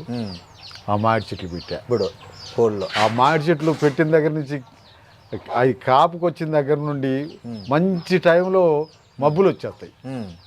మబ్బులు వచ్చేస్తే మామిడి చెట్లు పూత రాలిపోవడము. అవును, దాని పూత రాలిపోకుండా మందులు కొడతారు. మీరే మందులు కొట్టరు? మందులు కొడతాను కానీ ఆగటాలే. ఆ టైంలో మబ్బులు రాకూడదట. మబ్బు వస్తే పూత. కాబట్టి అనువైంది కాదు అది. అవును. సో ఈ కార్ ఏదైతే ఉందో మహీంద్రా ఎక్స్యూవి, మీ కూతురు ఎవరైతే ప్రొఫెసర్ ఉన్నారో ఆమె తీసి ఇచ్చారు ఇది. అవును. సో దీనికి కూడా జెండా బాగానే తయారు చేయించారే, పార్టీ జెండా. అది బండి ఆమె అప్పు చేసి బండి కొనిస్తే ఇప్పుడు నేను అప్పుల పాలవుతున్నా. నాకొచ్చే పింఛన్ డబ్బులు అన్నీ కూడా డీజిల్కి రిపేర్లకి సరిపోవటాలే. ఇది అప్పు ఉందంటారు మీకు, నిజమేనా? ఎంత అప్పు ఉంది? అప్పు ఈ వ్యవసాయానికి సంబంధించినటువంటి అప్పే. పంటలు సరిగా చేతికి రాక, పంటలు సరిగా లేక అప్పులు మిగిలిపోతున్నాయి. ఎప్పుడు కూడా అవి తీరంగా మిగిలితే మేము తినేవాళ్ళం. ఇప్పుడు ఒక 5-6 సంవత్సరాల నుంచి వాతావరణం తేడా వలన ఏదైతే మొత్తానికి పంటలు సరిగా రావట్లేదు. పత్తి వేసినా, మొక్కజొన్న వేసినా బాగా నష్టపోతున్నాం. ఆ అప్పులు తీరక పోతున్నాయి. మా అబ్బాయి పేరుతోటి అప్పులు ఉన్నాయి, నా పేరుతోటి అప్పులు ఉన్నాయి. ఈ అప్పులన్నీ అట్లా పెండింగ్లో ఒక 5-6 లక్షలు అప్పులు ఉంటాయి బ్యాంకుల్లో. సార్, ఒకటి ఈ మధ్య మీరు రేవంత్ రెడ్డిని కలవడానికి పోతే ఆయన కలవలేదని, తర్వాత అదంతా మీ వీడియో వైరల్ అయిన తర్వాత ఆయన మళ్ళీ మిమ్మల్ని పిలిపించుకున్నారు, మాట్లాడారు, ఏదో రిప్రజెంటేషన్ తీసుకున్నారు. ఏం చెప్దామని వెళ్ళారు ఆ రోజు రేవంత్ రెడ్డి దగ్గరికి? ఏ సమస్య మీద వెళ్ళారు? చివరికి దాన్ని ఆ సమస్య చెప్పారా? ఇక సమస్యలు నిరంతరం మాకు ఎప్పుడు సమస్యలు ఉంటాయి. పోడు భూముల సమస్యలు ఉంటాయి, రైతులకు సంబంధించిన ఇవాళ ఈ వర్షం వచ్చింది, నిన్న మొన్న వర్షం వచ్చిన దానికి పెద్ద ఎత్తుగా నష్టపోయారు రైతులందరూ. పంటలు పండించి ఆరబోసుకున్నాయి, నష్టపోయారు. చాలా ఉన్నది, నష్టపోయారు. ఇటువంటి విషయాలన్నిటి మీద ఎప్పుడూ ఆ కార్యక్రమాలు ఉంటాం. మేము రాజశేఖర రెడ్డి దగ్గరికి, రాజశేఖర రెడ్డి గవర్నమెంట్లో మంజూరైనటువంటి దుమ్ముగూడెం ప్రాజెక్టు, దుమ్ముగూడెం ప్రాజెక్టు నీళ్లు, గోదావరి నీళ్లు ఇల్లెందుకు రావాలి, ఆ రాజశేఖర రెడ్డి గారు దానికి మంజూరు ఇచ్చి నిధులు కేటాయించి పనులు మొదలుపెట్టితే ఫస్ట్ ఫేజ్లో ఇల్లెందుకు నీళ్లు రావాలి, ఇల్లెందుకు నీళ్లు వస్తే ఈ ఖమ్మం జిల్లా మొత్తం, ఉమ్మడి ఖమ్మం జిల్లా మొత్తం నెత్తిన నీళ్ళు పోసుకుంటే అట్లా ఒళ్ళంతా పడతాయో ఆ రకంగా పడతాయని చెప్పి డిజైన్ ప్లాను ఇవన్నీ చేసి ఇది చేసినటువంటి ఆ దుమ్ముగూడెం ప్రాజెక్టు నీళ్లు ఇల్లెందుకు రాకుండా పోతున్నాయి. ఎందుకు? డిజైన్ల లోపమా? డిజైన్ లోపం. రీడిజైన్ పేరుతోటి కేసీఆర్ గవర్నమెంట్లో రీడిజైన్ పేరుతోటి ఇటు తీసుకురావాల్సినటువంటి పనుల్ని మళ్ళా సత్తువెల్లి, మళ్ళా గోదావరి పక్కంపట్టి పోతున్నటువంటిది జరుగుతుంది. అందుకనే కేసీఆర్ గారికి కలవటానికి వీలు కాలే. ఇక్కడ అన్ని పార్టీలతోటి అఖిలపక్షంగా ఏర్పడి కేసీఆర్ గారికి రిప్రజెంటేషన్ రేవంత్ రెడ్డికి ఇచ్చారు. రేవంత్ రెడ్డి వచ్చిన దగ్గర నుండి ఆయన్ని కలవటానికి, ఆయనకి రిప్రజెంట్ చేయడానికి 5-6 సార్లు పోయాం. ఎప్పుడు పోయినా కానీ ఒక 15-20 వేలు ఖర్చు అవుతుంది. లాస్ట్కి ఒకనాడు ఇక ఏం చేస్తాము అని చెప్పి, నాకు ఇంత ఇదిగా ఉంటుంది అనుకోలేదు. గవర్నమెంట్ అధికారులు పాలకులు ఇట్టుంటారు అనుకోలే. నేను ఎన్టీ రామారావుని చూసిన, చంద్రబాబుని చూసిన, చెన్నారెడ్డిని చూసిన, కోట్ల విజయభాస్కర్ రెడ్డిని చూసా, రాజశేఖర్ రెడ్డిని చూసా. ఎవరి దగ్గరికి నేను ఎప్పుడైనా మేము ఏదన్నా మా సొంత పనికో లేకపోతే పైరవీలకు పోం కదా, ప్రజా సమస్యల మీద పోయేవాళ్ళం. అడిగి పోయి మా కార్డు చూపించేవాళ్ళం, మా కార్డు చూపిస్తే పంపించేవాళ్ళు, పోయి కలిసి మాట్లాడి వచ్చేవాళ్ళం. అటువంటిది కేసీఆర్ దగ్గర నుండి మొదలుకొంటే రేవంత్ రెడ్డి దాకా అసలు వాళ్ళని కలవటానికి వీలు కట్టలే. నేను ఆయన ఇంటి దగ్గర రోడ్డు మీద నిల్చున్నప్పుడు మరి ఎవరో మొత్తానికి మా ఫోటో తీసి పెట్టారు, మీ ఫోన్లలో పెట్టారు. నేను ఇక ఆయన వెళ్ళిపోయిండు ఇంట్లో నుంచి. వెళ్ళిపోయిన తర్వాత ఇక లాభం లేదులే, పోదాం పండి అని చెప్పి మేమందరం మళ్ళా కారు ఎక్కి హైదరాబాద్ నుంచి బయలుదేరినాం. మేము సూర్యాపేట దగ్గరకు వచ్చినప్పటికీ మీలాంటి వాళ్ళందరూ ఫోన్లు చేస్తారు, అన్న ఎక్కడున్నావు ఎక్కడున్నావు అని. బాబు మేము వెళ్ళిపోతున్నాం, ఇల్లెందు పోతున్నాం అంటే, అన్న మీరు ఇప్పుడు ఇట్లా అట్లా అని అంటే, మరి అది ఏందో నాకు తెలియదు, ముఖ్యమంత్రి గారిని కలవటానికి వచ్చాం, ఆయన కలవకుండా వెళ్ళిపోయిండు, ఇంకా అక్కడి నుంచి మేము మా ఊరు వెళ్ళిపోతున్నాం అని చెప్పి అన్నాం. అది పెద్ద ఇష్యూగానే అయింది. మళ్ళీ పిలిపించారా? తర్వాత వాళ్ళు వీళ్ళు ఈ టీవీలు వాళ్ళు వీళ్ళు మాట్లాడేదాన్ని బట్టి ఆయన నాకు తెలియదు, నాకు కనపడలేదు, నేను చూడలేదు. కానీ మీరు నిజంగానే చెప్పిపోయారా, చెప్పకుండా పోయారా ఆయనకు? ఆయన దగ్గర ఉన్న అధికారులకు చెప్పాం. వాళ్ళు ఇవాళ కుదరదు, రేపు ఉండాలి, ఎల్లు ఉండాలి అంటే మనకు కుదరదు కదా. మేము వచ్చామని చెప్పి వాళ్ళకి అప్పుడు కూడా ఫోన్ చేస్తే కూడా వాళ్ళు రెస్పాన్స్ కాలేదు. అట్లా జరిగింది.